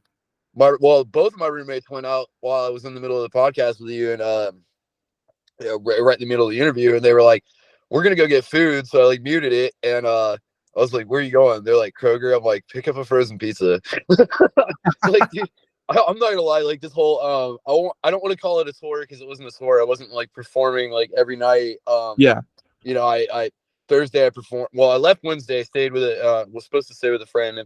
Long story, but ended up performing Thursday, and then Friday went to the tattoo convention, and then performed again Saturday after driving up to Detroit. So like, Yeah. I've been living off of like the worst possible fucking foods for like the last like 4 or 5 days. Yeah. And, like very, very shitty sleep. So I'm like, dude, I'm exhausted. I bet, dude. And that's something that I'm not entirely familiar with. I think the worst thing I've had to do was traverse most of the country in one night from the crack of dawn the day before to, well, like midday the next day, just like constantly driving. The only time I ever stop is, well, to refill the tank. And that was that 27-hour straight drive that I told you about, going from Tennessee back to Phoenix, Arizona. God, dude. I think that was April 16th to 17th, more specifically. 27 hours straight. I cannot emphasize enough how fucking terrible that was. It was like 3 hours up to Cleveland, and then I stayed in Cleveland Wednesday, Thursday, and then I went to the convention in Cleveland Friday. So I didn't have to go very far then, but then I drove 2.5 hours up to Detroit from Cleveland Saturday morning. And then as soon as the show got out, as soon as everybody was unpacking up, because I helped load out a little bit, and it was like 11 something when I left Detroit, and I didn't get back into Southern Ohio until like 4 a.m, dog. Yeah, I'm so tired, dude. I bet. Like, I felt like a dick because I didn't even message anyone to let them know really that I had made it back. I was just like, nah. You'll hear from me in the morning, dude. Yeah. I like threw my phone on the table, went and just face planted into the pillow. Seriously. Well, I mean, after all, we're getting closer to 4 hours that we've been doing this podcast. Oh my god. Oh no, we started at 4:30, man. Yeah. Oh my You god. started at 4:30, so we're on 4.5 hours now. Jesus. Well, I think that will about wrap it up for tonight. I do appreciate you deciding to endure and stick through the entire session. I know I was ready to fucking like turn off my camera for a little bit and go downstairs, but I know that this early in the process of us having you as the co-host, it's like, well, you're not exactly that used to asking the same level of questions that I usually ask to podcast guests, and that's not to single you out. But that is, that's a part of the process, is you like kind of getting more familiar and more comfortable with the process as we go along, the formula, whatever. But shout out to Desoectomy, shout out to Invirulent for suggesting Desoectomy in the first place. Definitely one of the more chaotic sessions we've had in recent times, but like, I don't mind at all. And to be honest, I would prefer that we have a million freaking chaotic sessions as opposed to having a couple that are just so incredibly scripted and so, just ordained or whatever. But I do believe that will be the official end to the Anatomy podcast. Have a great night, everybody, and we will be seeing you real freaking soon. Thank you.